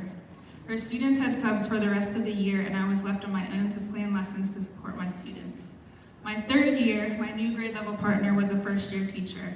Between the two of us and the 2 years of experience to draw upon to support our 6th grade science students. I tell you all of this to explain the very real and difficult position our early career educators are in. They are hired at schools with often the greatest need, a euphemism for high turnover rate, low test scores, and challenging behavior.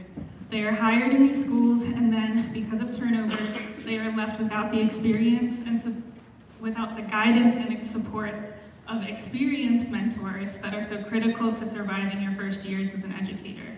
And so they quit after 1 or 2 years or transfer, and the cycle continues. Students and teachers alike are feeling abandoned.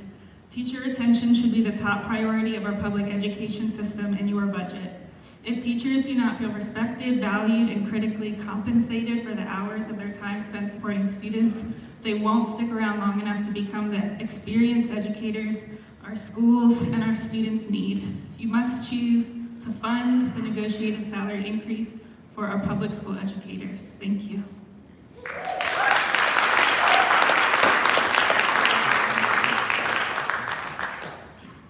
Curves, you can't see cars coming and they can't see you until you're already starting to cross.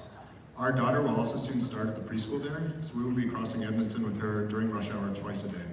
It's a shame that such a great public resource for young kids in such a vibrant residential area is so unsafe for pedestrians. And the area isn't just a resource for kids. The Wednesday farmers market and Thursday food trucks located in the temple's parking lot are great for all ages. Every resident who lives nearby, whether in Westgate or Medwick Garth or Dunmore or Academy Heights, would benefit from safe walking access to these resources and traffic calming in the area. Just in the few months I've been here, there have been several major accidents on this stretch of Edmondson, and I've heard from longtime residents that this has been an ongoing issue. I propose adding stoplights with crosswalks and walk signals at one or both of the Academy Road and Edmondson Ridge Road intersections with Edmondson Avenue. Doing so would calm traffic, reduce accidents, improve walkability and pedestrian access to public resources, and make the neighborhood safer and more enjoyable for everyone. Thank you. Thank you. If you haven't connected with the 2019 team, it's another project we can probably put in our connectivity.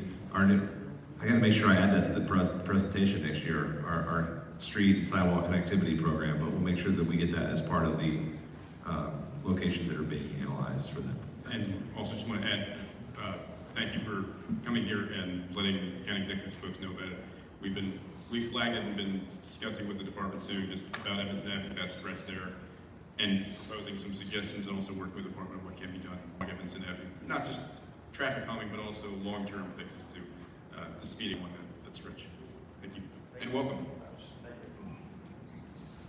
Good evening. My name is Rob DeFord. Thank you for this opportunity. I am the president of the Baltimore County Land Trust Alliance, which supports preservation activities of the land trust throughout Baltimore County. I'm here tonight to urge the administration and the county council to continue funding land preservation at the highest possible level, to continue funding Baltimore County Land Trust Alliance, and also to support an office for our alliance at the Ag Center on Shawan Road. Because land preservation helps preserve farms, and we need to be where the farmers are. Land preservation is the voluntary conservation of farms and open space using easements. They are perpetual. It's the only safe way to preserve land in our county. Baltimore County is a leader in land preservation with 70,000 acres preserved, but there is much more to be done. We all enjoy farmers markets, good food, clean water, clean air. To get those things, we need preserved land. This is not a district-by-district issue. This is an entire Baltimore County issue. The benefits have already been enumerated by another speaker. I won't repeat them, but we all know how important this is. During the pandemic, people flooded the open areas in our county, showing how important they are to us psychologically. I urge us to continue to support open space for the benefit of all county residents. Thank you.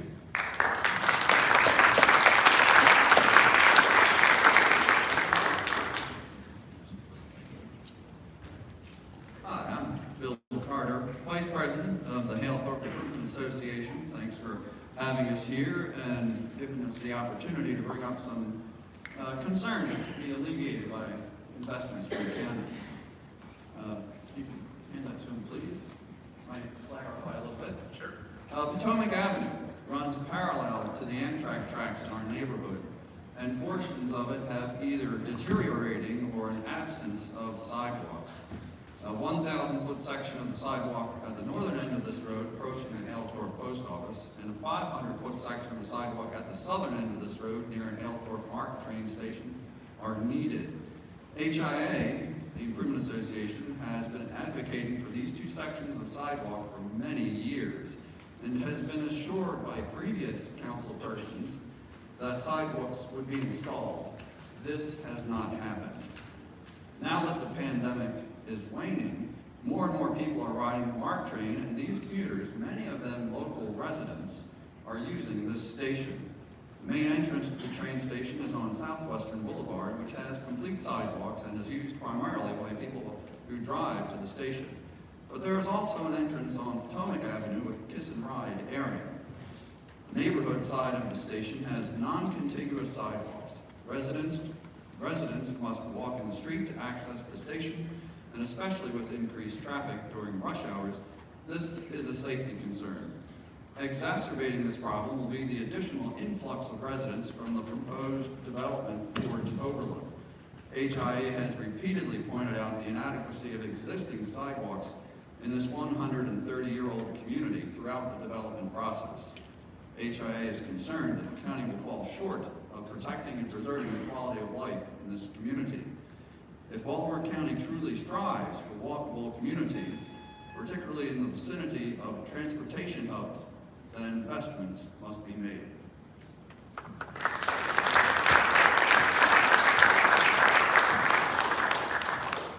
Good evening, County Executive and Pat Young, Councilman Young.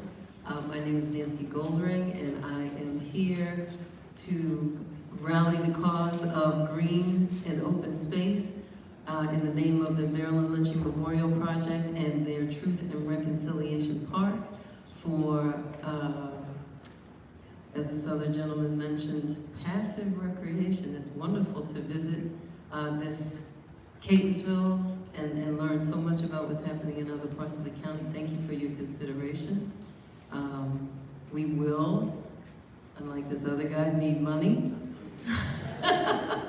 But I want you to know that the coalition is 100% volunteers. We are raising money to act in our own intelligent best interest on this project, and we would love your support. Thank you.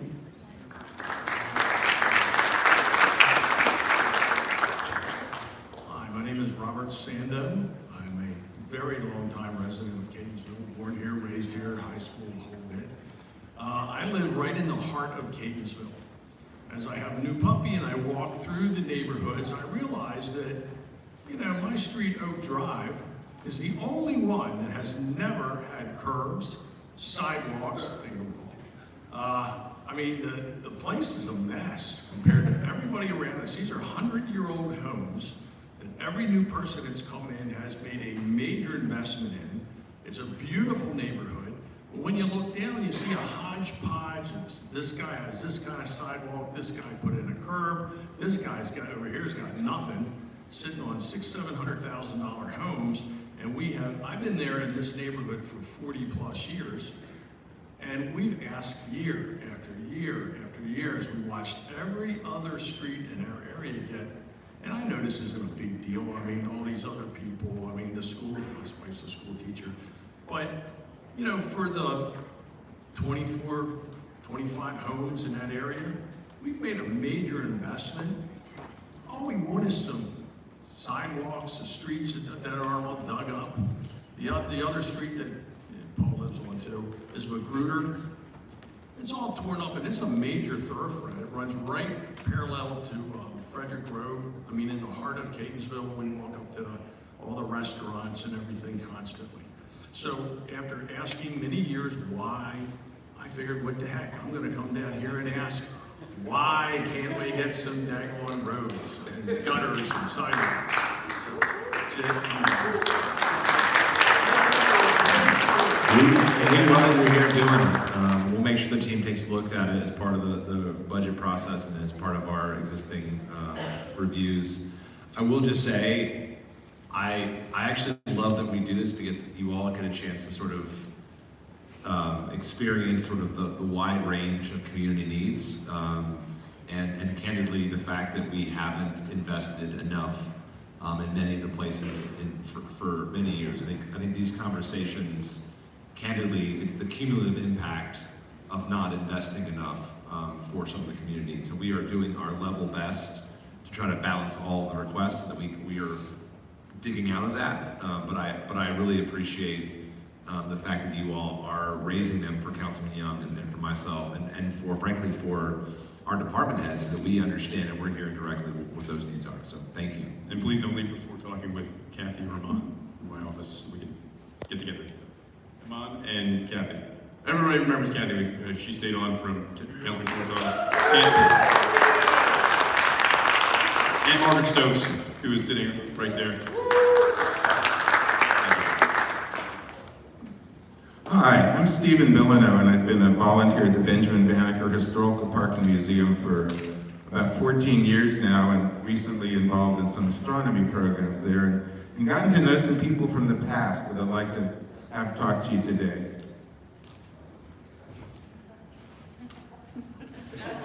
George Ellicott at your service today. And I've been, back in the day when I was at the edge of the county wilderness and had conversations about astronomy with my great friend Benjamin Banneker, I used to spend time at his farm where it was this beautiful view where you could see the horizon and the sunset and the arc of the Milky Way at night. And it was, I come back from the dead and looked up there, and there are these parking lot lights. You can't see anything, hardly anywhere. You walk down the streets, it's all lights. And I would like to ask that the Benjamin Banneker Museum and Historical Park be made a place for dark skies.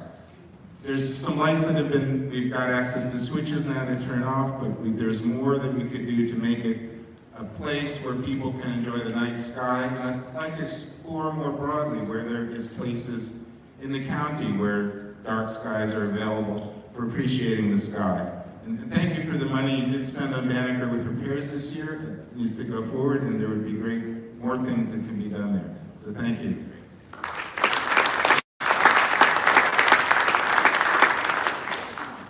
Good evening, County Executive and Councilman. My name is Ryan Fredrickson. I have the privilege of working for the National Aquarium, but I'm also here as a District 1 resident of Arbutus. First, I want to thank the county for its support of our cultural institutions in this region. My wife and I and our two-year-old daughter spend many weekends per month traveling throughout the region into the city, visiting several cultural institutions. I think it's one of the things that makes our region great. I want to second the comments made about Cowdensville and the horrible intersection at Shelbourne and Sulphur Spring. As somebody who runs along Sulphur Spring several times per week, the lack of sidewalks on that section of Sulphur Spring is incredibly dangerous, and I look forward to a day where I can travel down Sulphur Spring fully on a sidewalk. I also want to talk about how people move about the region and encourage the county. I know biking and pedestrian safety has already been mentioned. I also want to encourage the county to invest in mass transportation options for the region, particularly to examine a regional transportation authority that can better support mass transit options. Many of us live in former streetcar communities like myself in Arbutus that once thrived on mass transportation, and we are now, in some ways suffering from decades of prioritizing cars and roads over other forms of transportation. And finally, as a county resident, I would love to see countywide curbside composting, something that other counties have, something that's common in other states throughout the country. Obviously, the benefits of composting are many, including the ability to reduce waste and fight climate change. So, thank you.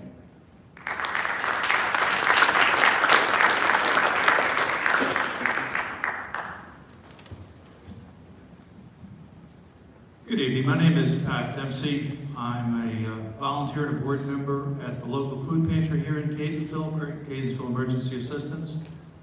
And for those not familiar with food pantries, basically what we're doing is we're providing supplemental food every month to people who below a certain income limit.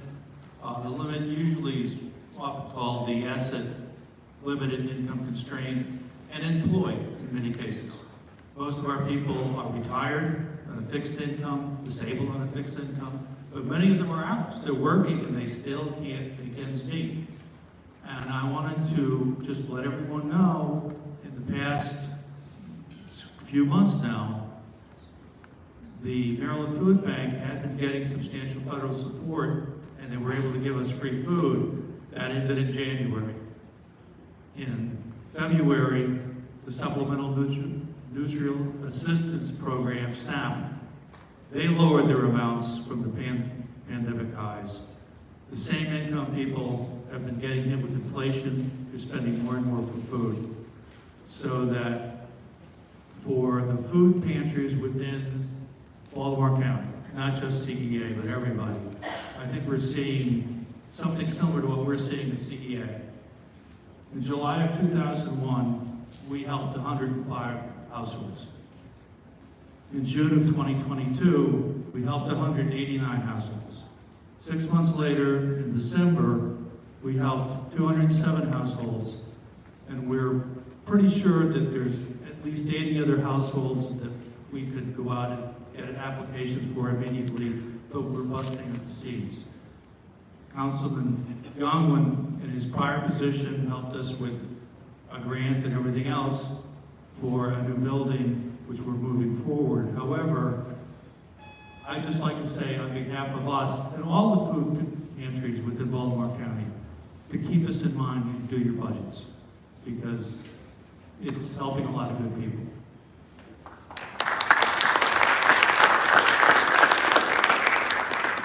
Hi, my name is Lisa Swayhoover. I'm the owner of Better World Imaginarium, the toy store on Frederick Road, and I'm also a District 1 resident. My concern is the number of empty buildings, businesses on Frederick Road.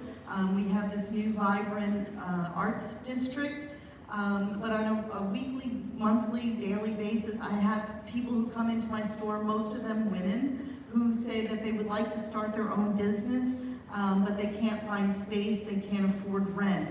I would like to have the council consider a small business incubator. I think downtown Catonsville would benefit greatly by having a SHMAL, which is a mall of small businesses. We have a wonderful building. The address, I believe, is 818 Frederick Road. That would make a wonderful place for small businesses, women-owned businesses that have less funding available to them, less access to capital, to share a space and have a vibrant location, an indoor farmers market. These are all things that this large building that is currently sitting empty has the potential to be a vibrant place for small businesses, farmers market, indoor farmers market, these types of things to come to Catonsville. There's other buildings that are empty. We just had a really good meeting, open house, to talk about parking issues in Catonsville. It's still very much a walkable downtown area. But we do need to focus on the small business owners, the people. We had somebody here that talked about the need for supporting Latino women. So I would encourage you to think about a small business incubator in some sort of a shared community space like the 818 building or a similar space. From all of our residents. I know we do have two people here on the left we will get to as well.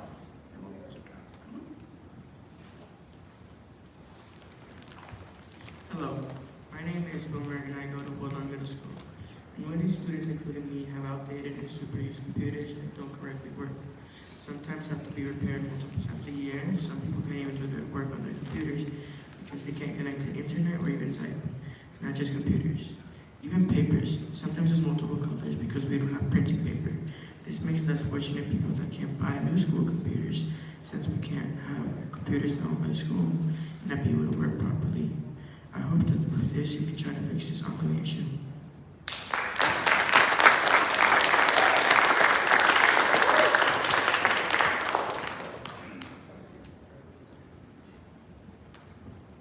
Buenas noches, soy yo otra vez. Lucía Islas, la presidenta del Comité Latino de Baltimore. Good evening, it's me again, Lucia Islas, the president of Comité Latino Baltimore. Durante la pandemia de COVID-19, nuestra organización recibió $200,000 para trabajar con la comunidad inmigrante. Como ustedes saben, somos los más vulnerables. During the pandemic, my organization received $200,000 for immigrants who, as you know, were one of the largest impacted communities. Durante este tiempo, mis miembros nos preparamos para poder ser unos community health workers y de esa manera iniciamos encuestas sobre cuánto y dónde confiaban para ponerse la vacuna del COVID-19.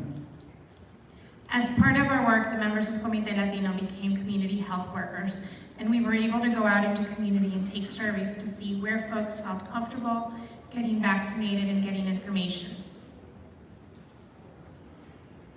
También pudimos hacer encuestas y preguntarles a ellos cuál era la mejor manera de accesar a estos recursos. Es por eso que el día de hoy vengo yo a pedirle a usted por los resultados de nuestros datos que debe o usted tendría o podría ayudarnos a que la gente se haga community health workers bilingües para que puedan navegar a nuestros servicios. Based on the data that we received and the information that community members were able to share with us, including places that they trusted to get vaccinated, where they could find resources, where they could also connect as immigrants, we know what their needs are, and we want to ask if you would be willing to support, based on the data that we've received and the need that we have seen in our community, programs to create bilingual community health workers so that they can help navigate services and programs for our limited English proficient community. Muchas gracias y que Dios lo bendiga. Thank you very much, and God bless you. Thank you for all the work that you do. I know we have Dr. Branch, who's our health officer, and Dell Leister from the health department. I think we want to do all that we can to have more culturally competent and multilingual folks serving, but if Dr. you or Dell want to just sort of comment briefly and sort of our push to do more in that space. I can comment, can you hear me? I can comment, I can just say that we 100% agree with you. And quite frankly, I have some vacancies right now. So if you have a resume or you just want to chat, give me a number and a name in my ear, we can work that out.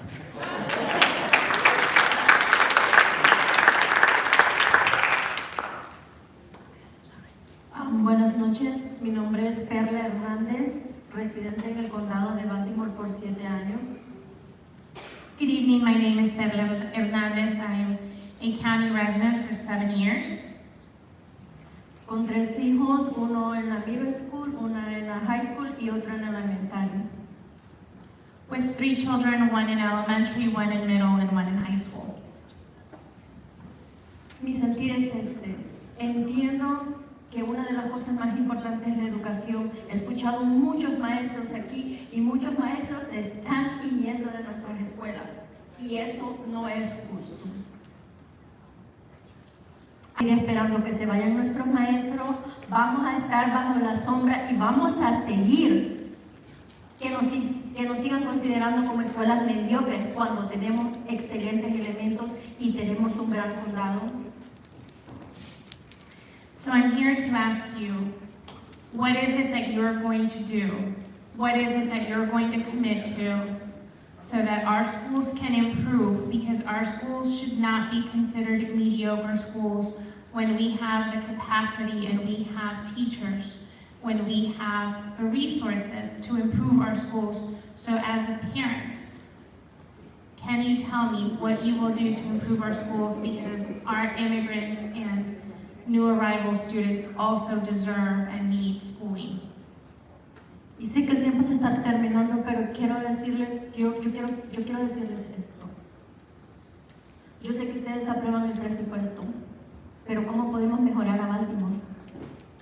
¿Cuántos representantes, a cuántos senadores, a cuántos legislativos, a cuántos concejales, cuántos años tienen ustedes de estar ahí y qué han hecho para que esto mejore? ¿Qué han hecho para supervisarlo?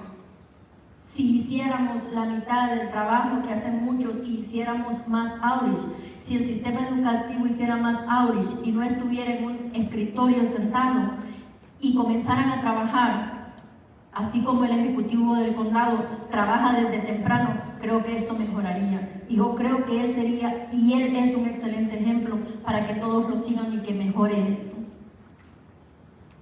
I know we're running out of time, but I just want to say, what is it that we're going to do? How is it that we're going to work harder? How is it that we're going to leave the offices and leave our desks behind so that we are connecting with community members, so that we are reaching community members and hearing from them what their concerns are? What is it that we are going to do so that people's voices matter? How long have you been in office? How long have legislators and other people been in office? And how many changes and how much changes are they willing to make so that we can continue to improve our county? County Executive, you are an example of what it means to work day in and day out, long hours, to hear and meet the community. But what else are we willing to do so that we can improve and make changes so that our county is better? Be the change. Por esto yo he estado luchando por un montón de tiempo, para que le preguntemos a esos niños de middle, de high school, qué necesitan en las escuelas, para que vayan a las escuelas, hablen con los alumnos, no que manden un correo electrónico y quiere ser parte de esto y no funcione. Esto fue un desastre. La reunión, 6 personas. Esto no es justo. No podemos seguir así. Esta gente tiene que salir de sus oficinas y empezar a trabajar, señor Ejecutivo. Muchas gracias. Our school leadership needs to change. 6 people attended the Be the Change meeting. We cannot have attendance like this. Our school system needs to be out in communities, meeting people. The leadership of the school system needs to ensure that students like my children, that their needs are becoming a priority. Thank you. I will say this, and I want to give Vice Chair Harvey a nod. She's a community member, and she's, in addition to her role on the Women's Commission, she was here tonight. She's a board member. But as we have the school board search for a new superintendent, you should expect and you should demand that you have a superintendent that spends as much time as the council members and I spend in these town halls, engaging throughout the year with community members. I'm not perfect. I always aspire to be better, but we're only going to solve the challenges of our school system with committed leaders like Vice Chair Harvey, like our hardworking educators, like community members, but we have to have the next leader of our school system sitting in conversations like this regularly, having hard conversations about how we're prioritizing the funding we are able to provide, investing in the programs that work, and advocating not just for the county resources, but if there's more needed, federal, state, other partnerships, there are private partnerships out there. But I just want to say, I mean, schools are the greatest tool that we have to unlock the potential of our young people.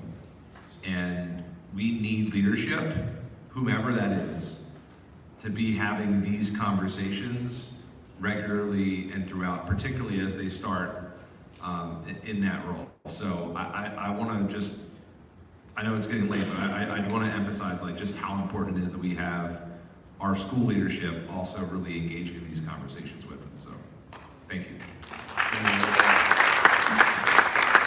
We're running out of time, and I'd be very interested in continuing the conversation beyond this. What we've started doing since being sworn in December is meeting with every principal, every school, elementary through high school, with their administration so that they know that my office is open as a resource for them and their students.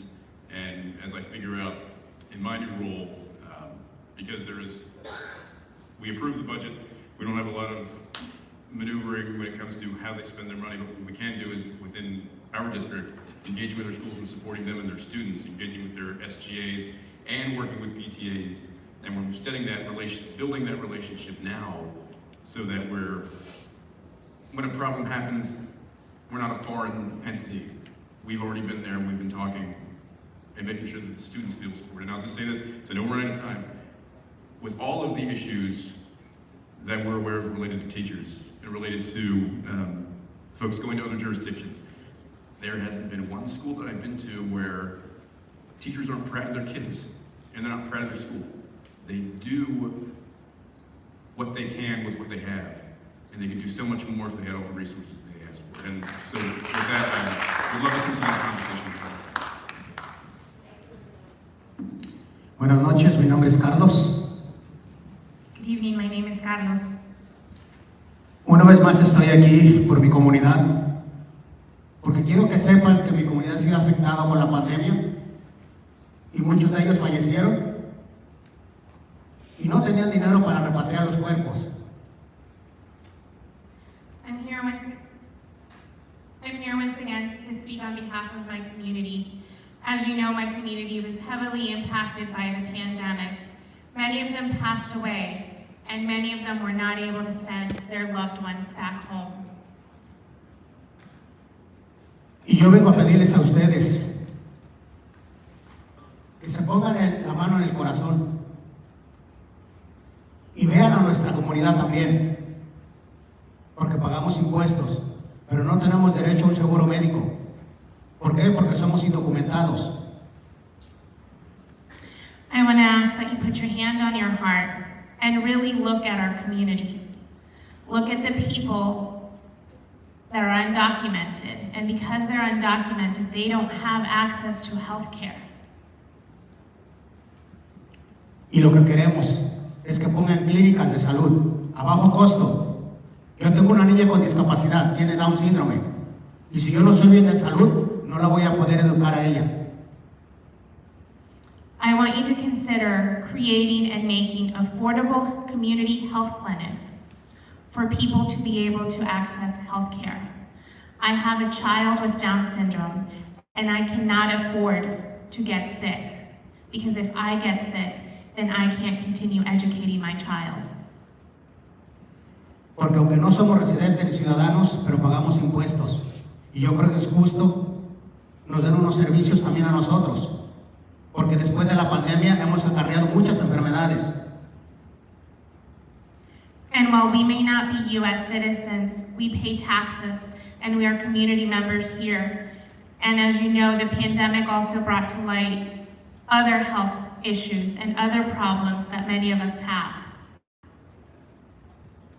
Muchas gracias y que Dios bendiga a los Estados Unidos. Thank you very much, and God bless the United States.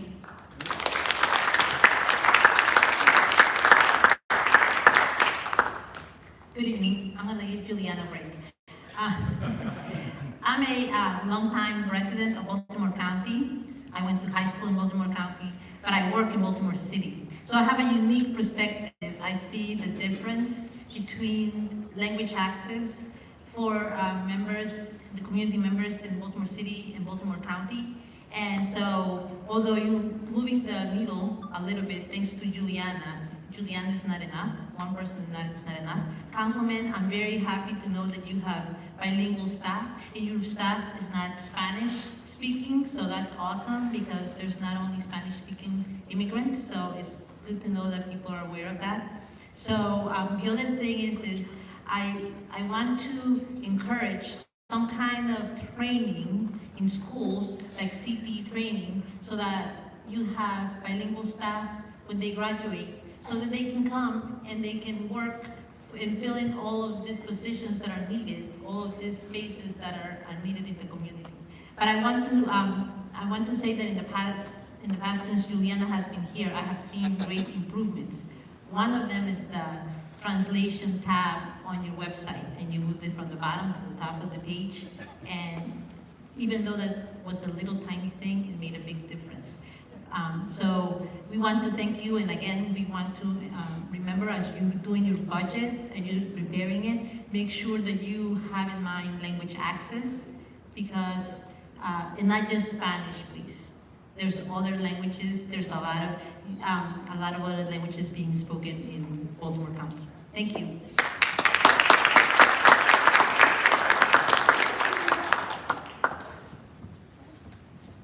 Good evening. Is it on? Yep. Councilman Young, if I tell you that your socks are fly, will I get a few extra seconds on the clock? Okay, if not, I'll try to. Again, good evening, and thank you for the opportunity to speak. My name is Kimberly Shorter. I'm a longtime resident of Windsor Mill, also an active member of the Stonegate Paxico community, and a member of the Greater Fairbrook Community Coalition, some of the members who I see down front tonight. Thank you for coming. On February 20th, residents from the greater Fairbrook area and friends from other parts of the county got together to clean the open spaces in our community that have been the site of pervasive dumping. Members of our community had reached out to the county on numerous occasions to get some of the items removed, namely, most recently, a mattress and a box spring that were sitting in the open space. We grew frustrated with efforts to determine ownership of the land and responsibility for who was supposed to get it removed, so we took matters into our own hands, literally. We collected 42 bags of litter, 6 tigers, 2 televisions, bicycles, several gas and charcoal grills, discarded furniture, lumber, and even a Florida license plate that expired in 2011, and we have the pictures to prove it. Our friend John Merriman, a lot of you in the county may know him. He's an environmental advocate who came out and helped us clean the area, and he estimated that we picked up almost 10,000 pieces of litter from 2 open spaces in our community. The reason why I'm testifying is to stress the need for increased funding to assist we the residents with keeping our open spaces in our communities clean. According to the FY22 county budget, if my numbers read correctly, property taxes accounted for 47% of the county's revenue. However, when we have called 311 or used the Vault.gov app, which I absolutely love, thank you, that was awesome, to request county services to remove dumped items from our open spaces and sidewalks, more often than not, we've had to take matters into our own hands and either remove the items ourselves or utilize HOA funds to remove the dumped items from the county property. So what we're essentially asking for is help in getting those areas, keeping those areas clean, getting us resources. I know we have the Clean Green program, so if we can get more help to get those areas clean. One of the areas is a privately owned property that's it's owned by somebody who doesn't even live in the area. If we can get some help in maintaining it, or perhaps if we get some funding to either get the county to buy it and we'll maintain it ourselves, we really would appreciate your assistance. Thank you for your time, and I'm sorry I ran over.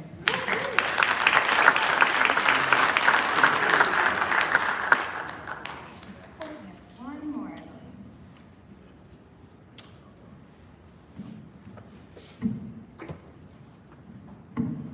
Hello, I'm Donald Campbell. I'm president of the Chadwick Homeowners Association, and I am a proud member of the coalition, Greater Fairbrook Coalition, which the previous person is part of the coalition also. Also, Rico Baldwin here. We have a total of 1,500 homes under our jurisdiction. We all are presidents of each one of those jurisdictions. In turn, we have another development which is going to add another 1,000 homes to our coalition because it's in the process of being built now. This is about my 3rd or 4th meeting here at the town hall. Last year, I put a proposal in to have us be a pilot program for the recycle and trash receptacles that all the surrounding counties have, and also Baltimore City. I was surprised to find out a few months ago that a pilot program was started, but it wasn't in our community or in our jurisdiction. And I'm here again tonight to ask, could we be the pilot program on the west side of the county? Particularly now because after the demolition of Security Square Mall, and we are just adjacent to the mall, we are getting a lot of rodents in our community, and I mean a lot. And we need to try to combat that. And one way is what I asked for. Anything else that's an additional that we can have to try to combat that problem. Thank you.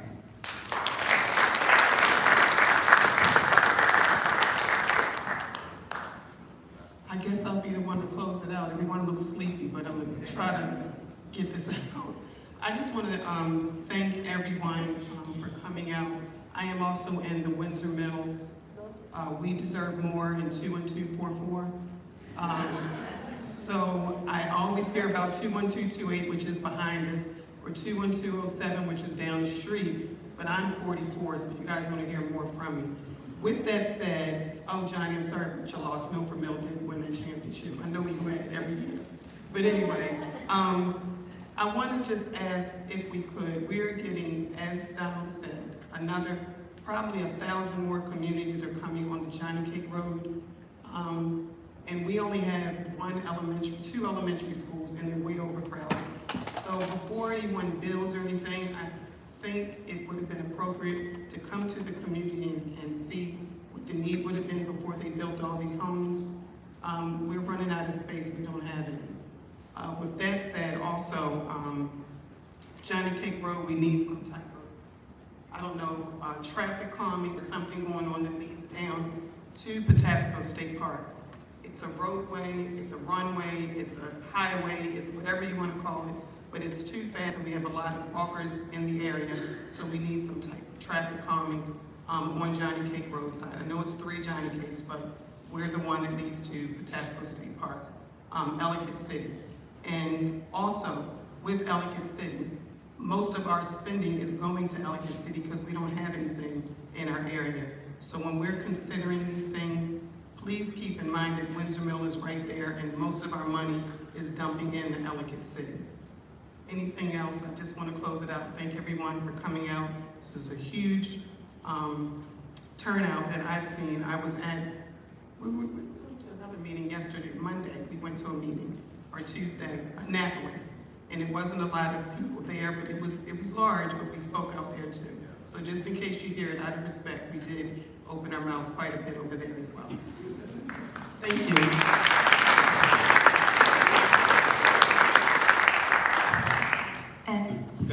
Go ahead. Oh, God, sorry, I got thrown off for a second. For everyone stepping around, one, thank you for sticking out to the end. For those who have left, thank you for taking the time out of your day and evening to spend it with us for a little bit and share your vision, your concerns, your issues with where you think we should be going and where we can go together. I'm humbled by the turnout. We've been going around for months telling folks once we got the date to show up in numbers and in force, and just one came out. Thank you for making my first budget town hall as your councilman a success, and let's keep talking beyond here. Thank you. Thank you, councilman and staff. I'll just echo what the councilman said. Grateful for your interest. Communities are stronger when we have these kinds of connected conversations, and so if there are other folks, and there's still some administration leadership is all still here. If you didn't catch them during the town hall or before, but look forward to reviewing the budget, and thank you again for your partnership. We really appreciate it. Thanks.